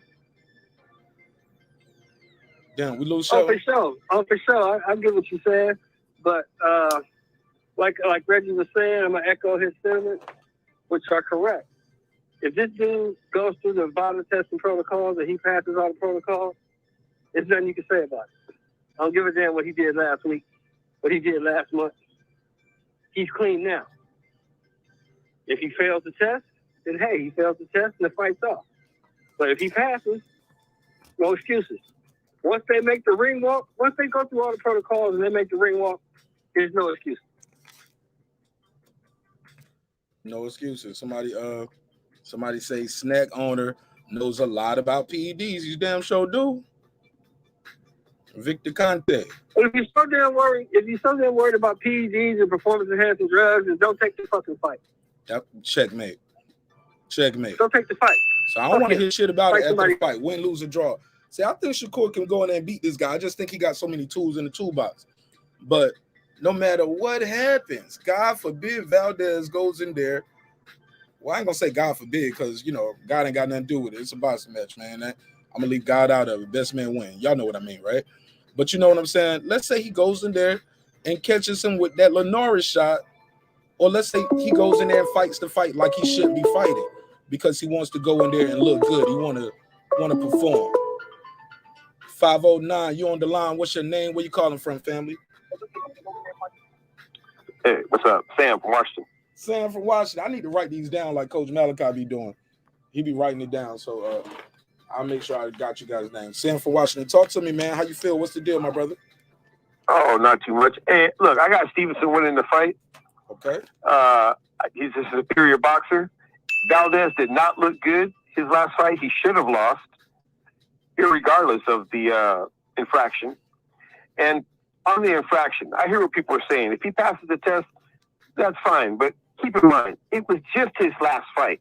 And I don't think it was so much that he failed the test. It's that they somehow let him keep his belt and fight and defend it. And that's what I thought was foul, personally. Right. And he did a whole little. Hey Sam, let me bounce an idea off of you. He said he did a video in Spanish, then he did the English translation. Shout out to him for his media training, though. He was able to deliver it. He looked heartfelt. He looked sincere. He said, "I just want my fans and everybody to know I've never been a dirty fighter." Blah blah blah blah blah blah. And then we found out the WBC put you on probation.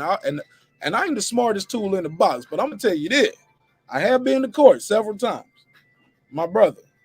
I've never been found not guilty and still got probation. I never heard you are acquitted, but we still gonna put you on probation. Either I'm guilty.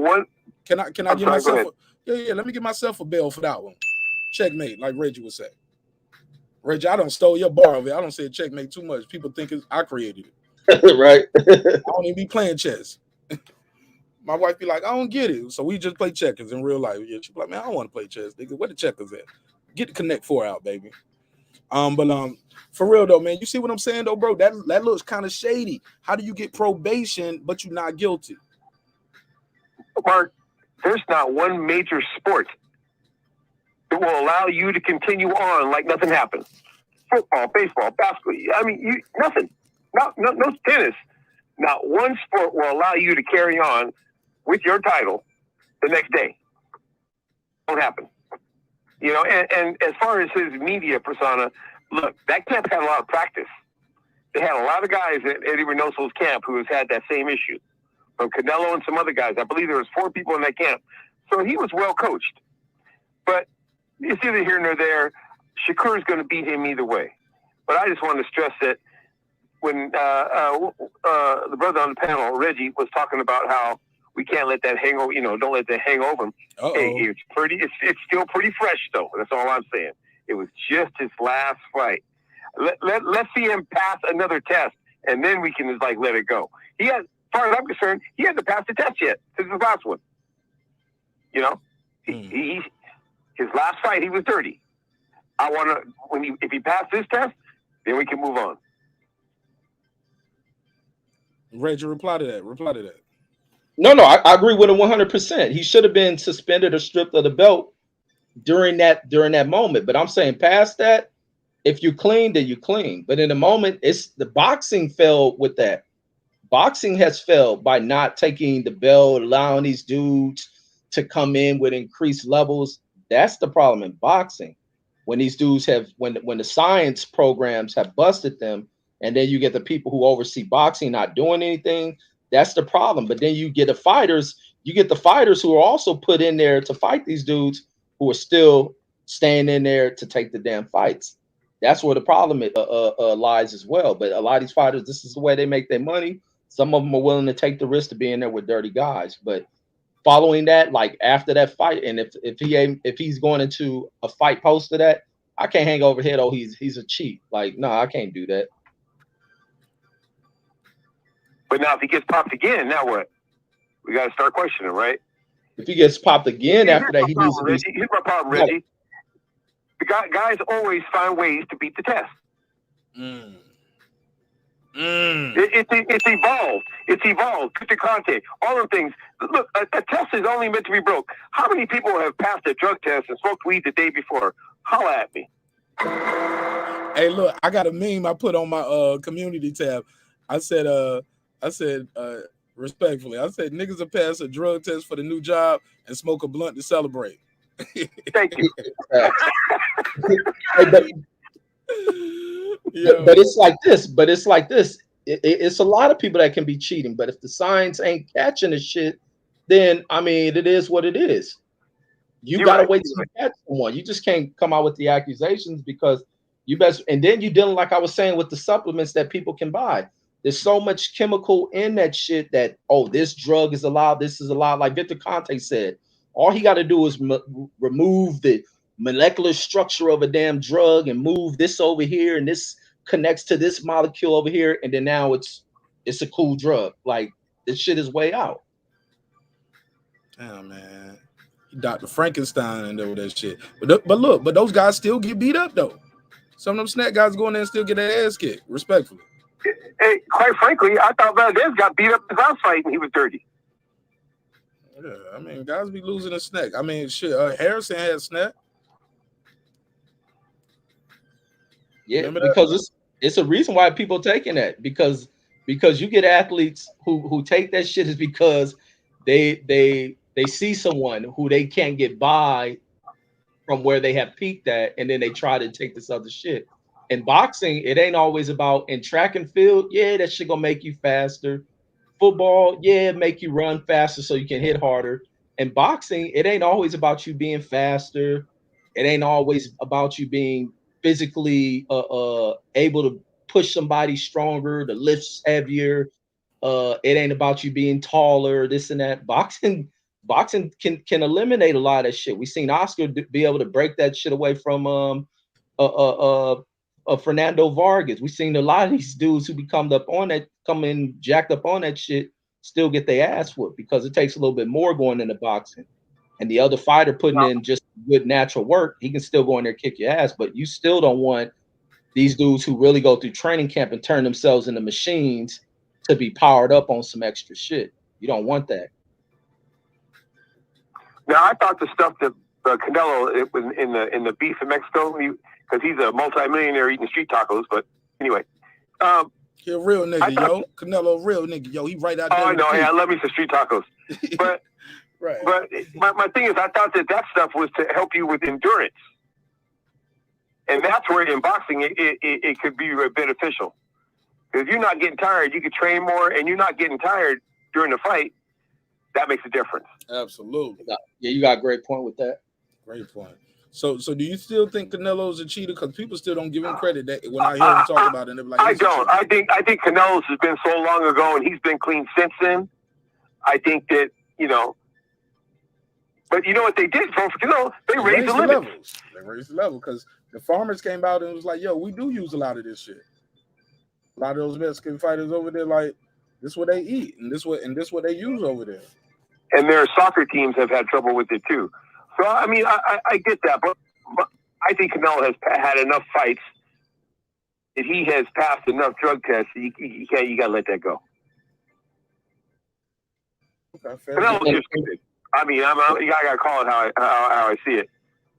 But I had a funny story though, man. When he fought Floyd, I live in Eastern Washington, and I got some of my Hispanic buddies, and I was over their house watching the fight.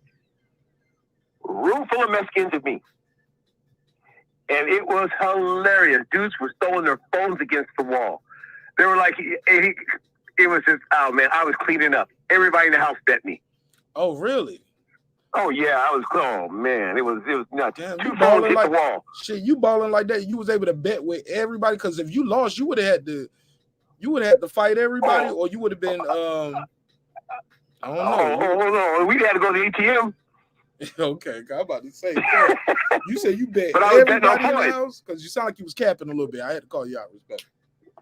Oh no. Hey, check this out. I learned a long time ago. Don't bet against Floyd. I used to. I was a Mosley fan. There was guys. I have bet against Floyd. I'm gonna call it. I'm gonna be real about it. I learned that trick real quick. That's how I've been on Crawford for the last few years, bro. And people laugh at me. And I was like, bro, if I would have bet on Mayweather every time, I would have been like Marty McFly with the Sports Almanac. Thank you. Me too. Like that last fight with Sean Porter, people actually was betting me hundreds. Me?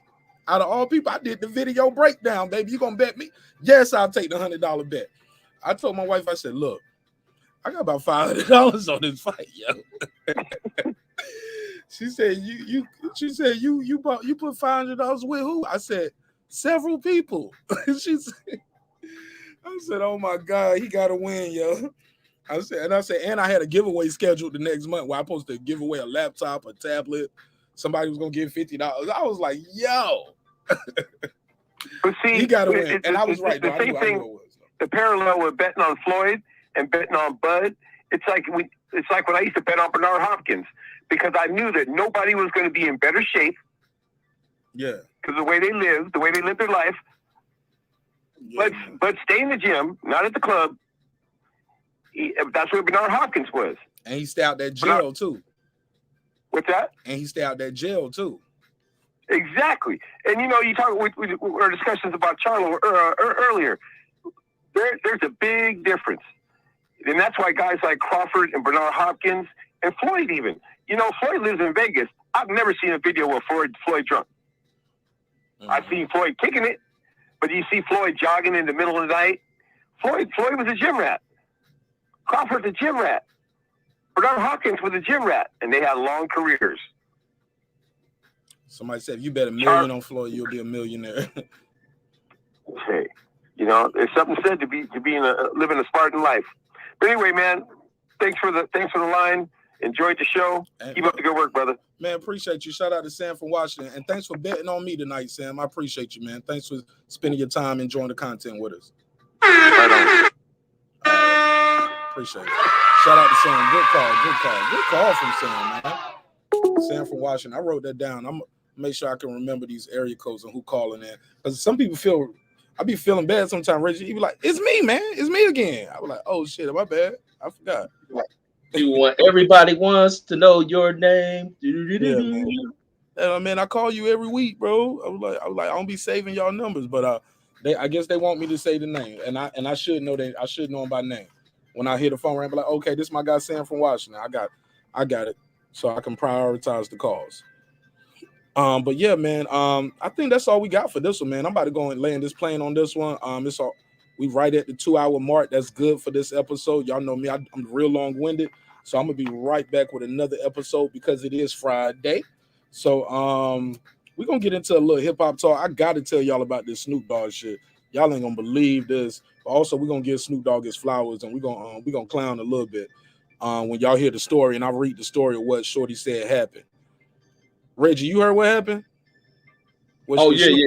You heard you heard her detailed recount of what happened with Bishop Madrigal, everything, right? Yeah, I heard it all. Oh, Reggie, I don't know if you interpreted it the way I interpreted it because I missed the show. But we gonna clown on this shit.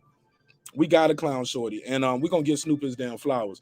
So call your little cousin Deuce, man. Tell him pull up. He was mad at me earlier. He said, so whenever you do a Snoop episode, it gotta be some bad shit. Nah, we gonna give Snoop his flowers. I'm riding with Snoop on this one. This some Rolly shit. It seemed like Rolly Romero all over to me, in my opinion. Yeah, no, that's exactly what it is. We gotta protect them. We gotta protect our superstars. Oh, he in the chat still? I thought he banged it on me earlier when I said yeah, but yeah, we're gonna talk about it. So y'all got anything y'all want to plug and promote? Danny Jacobs tomorrow. I think I'm gonna try to see if I can do this fight, but I gotta run to the post office tomorrow before they close. I think they close at 2. But I just got some merch. I got some shit I gotta send out. Got some paperwork we gotta send out for some life insurance. My G, this is in the UK. What time is this fight tomorrow, Reggie? Man, I ain't watching that shit. UFC got some better shit going on. I'm spending. This during the daytime tomorrow. This during the day. Oh, they fighting in another country? Yeah, they fighting in the UK. Well, I might watch that shit. The main event will be like 1:30, 2 o'clock. Some shit like that. Okay, so I might call that one. I might be back from everything I got to do. But I know y'all already know how we cut up on Saturday night, man. It's the late night show with your man Marq Nash breaking beats. Where we break down business, entertainment, art, technology, sports. And we're about to get into a little hip-hop talk. So I'm going to end this one, and I'll be back in a couple minutes. So make sure you got the bell smashed so you'll be the first to get the notification. Also, I'm going to post a link in the community tab. So just look for me in a couple minutes so we can get this Snoop Dogg topic out. Reggie, you want to show more? Let me clear the line first. Show more. You got anything you want to plug and promote, my brother? No, I'm good, bro. I'm gonna call your phone right now as soon as we end the show. I'm gonna brief you on this other topic. You know the Snoop Dogg shit, or you don't know yet? I don't know yet. I'm gonna call you real quick while I'm making the thumbnail, and I'm starting the show right after this. All right. God bless, my brother. Thank you. Shout out to our brother Shelton Moore, all the way from the West Coast. Man, shout out to the West Coast, man. West Coast be showing in Canada. You guys show so much love and support. You guys be up late night kicking it with us. Appreciate it. Go ahead, Reggie. Take us home. Yes, indeed, man. Another great show, man. Great topic, man. Charlo, y'all go seek the help y'all need. Get y'all minds straight. Get these adjustments y'all need with the managing of anger. Hopefully this dude doesn't lose that position. Hopefully he better hope this damn court case doesn't interfere with, if they're going to put the investment into this fight, that a court date doesn't railroad it to where they can't. It just doesn't make sense for them to move forward with trying to win Canelo over in negotiations. And this dude got to learn to keep his hands to himself. It's only fighters, only with lines only, fighters only that you fight. So dope. That's dope. He said fighters only. You 1,000% right about that. Give me your last take on Shakur Stevenson and OSCAR Valdez. Will Canelo and the judges be a factor? Will OSCAR Valdez get credit if he wins? Will Shakur get credit? Because some people say it's more like a coronation for him. Where do we go with this fight, and who you got winning?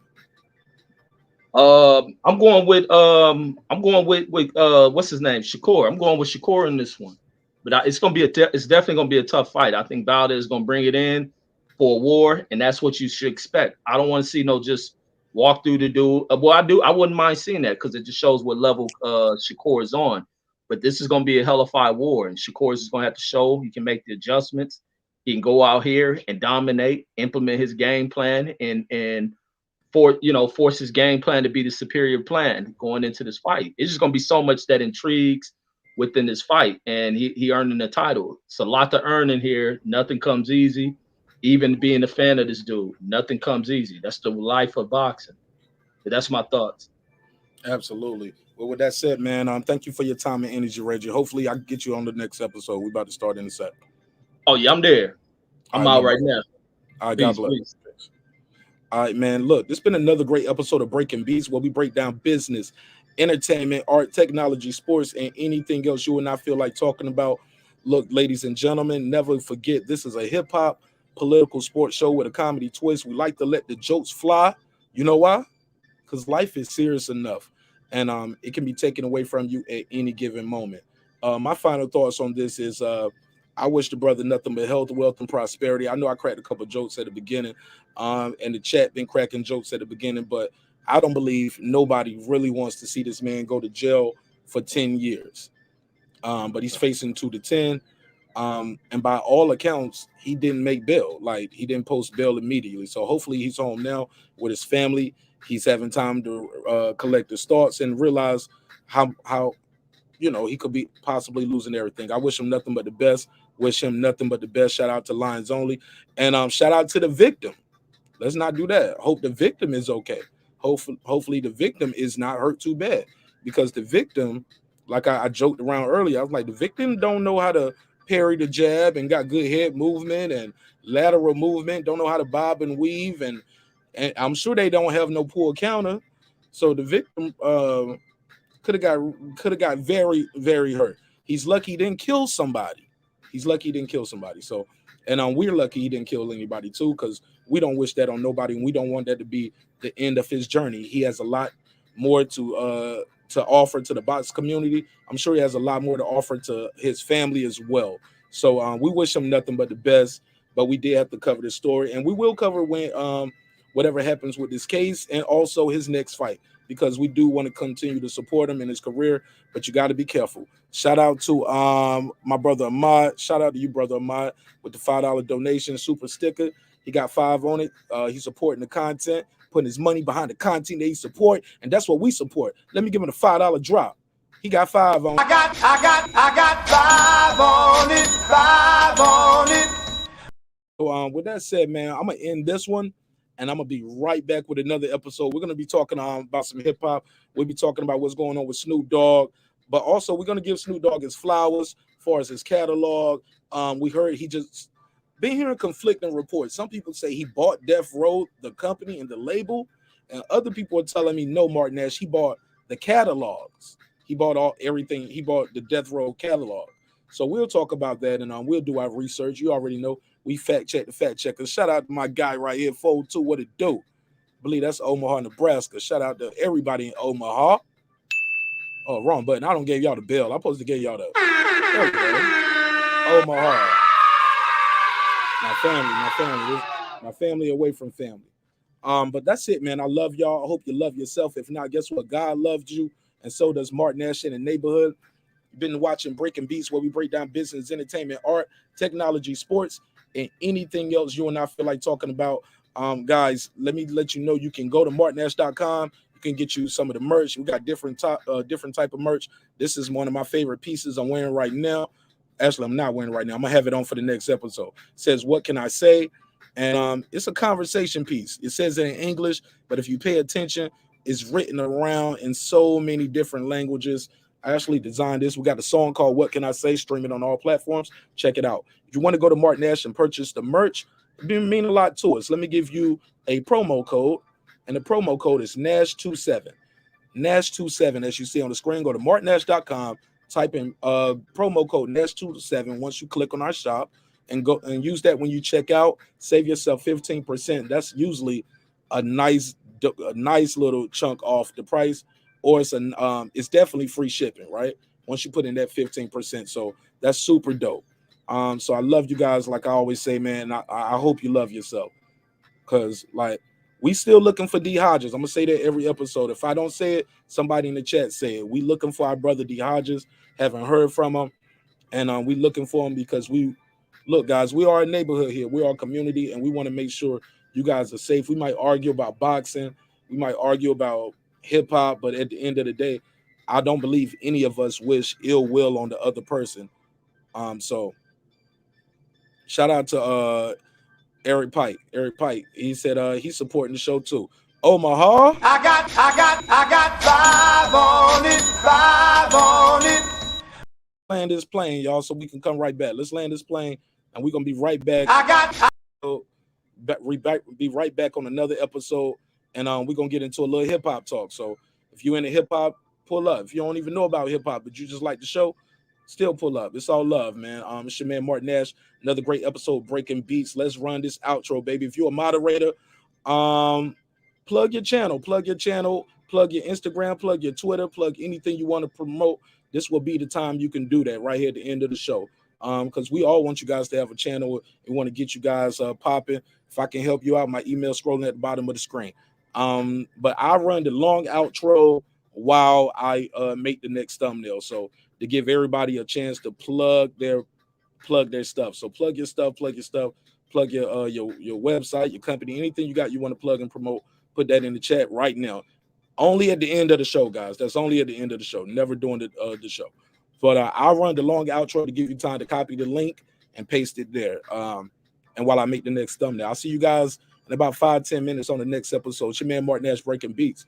We're going to be talking about Snoop Dogg and his allegations and also his new acquisitions. And we're going to rank Snoop Dogg's music. Let's do it. This is my passion. This is what I love to do.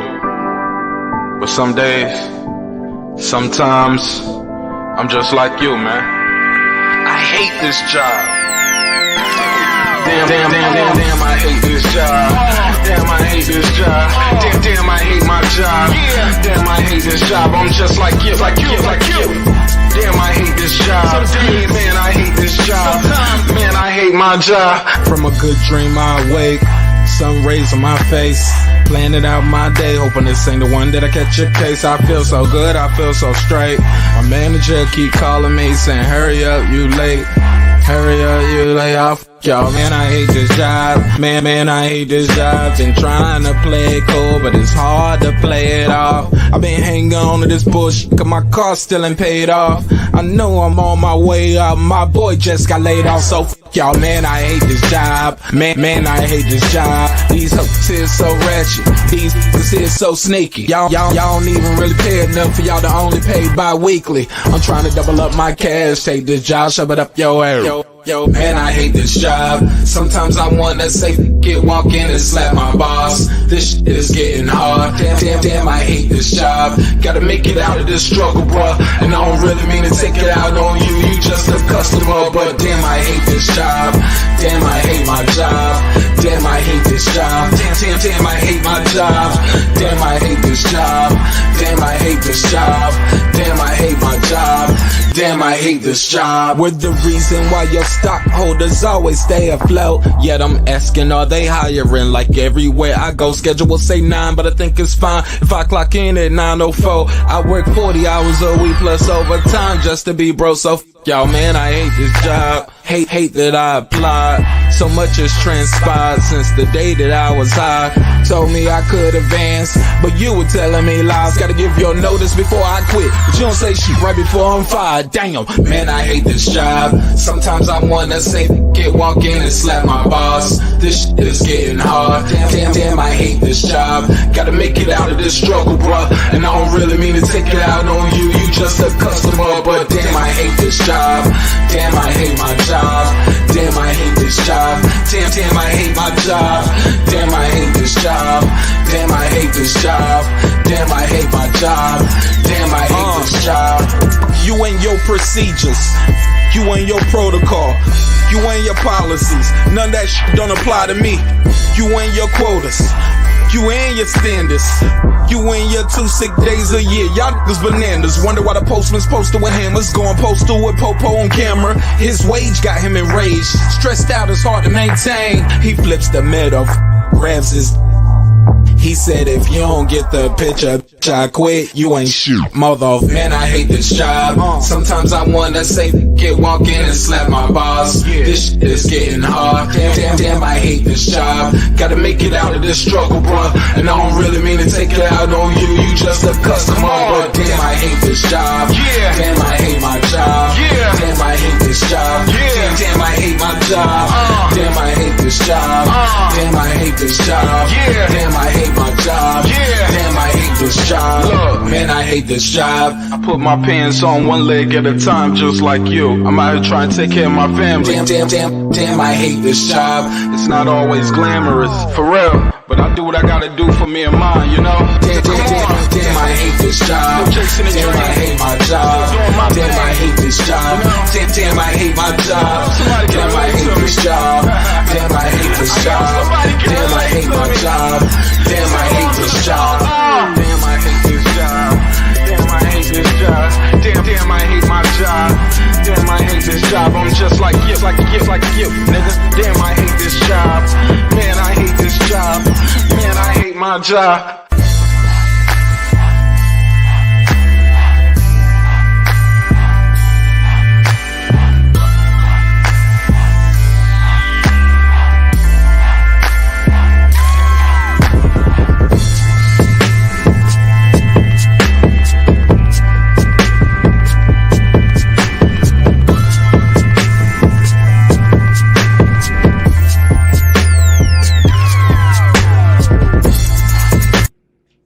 The views and opinions expressed in this program are those of the speakers, commentators, experts, and or the host. They do not explicitly nor necessarily reflect nor represent the channel's policy or the views held by the channel or broadcaster. The broadcaster or its channel cannot be held accountable for all or any views expressed during the program. Basically, if I didn't say it, don't come for me. You come for the person who said it. And please don't sue me for somebody else's words. With that said, let's start the show, motherfucker. This that squad sound. This is madness.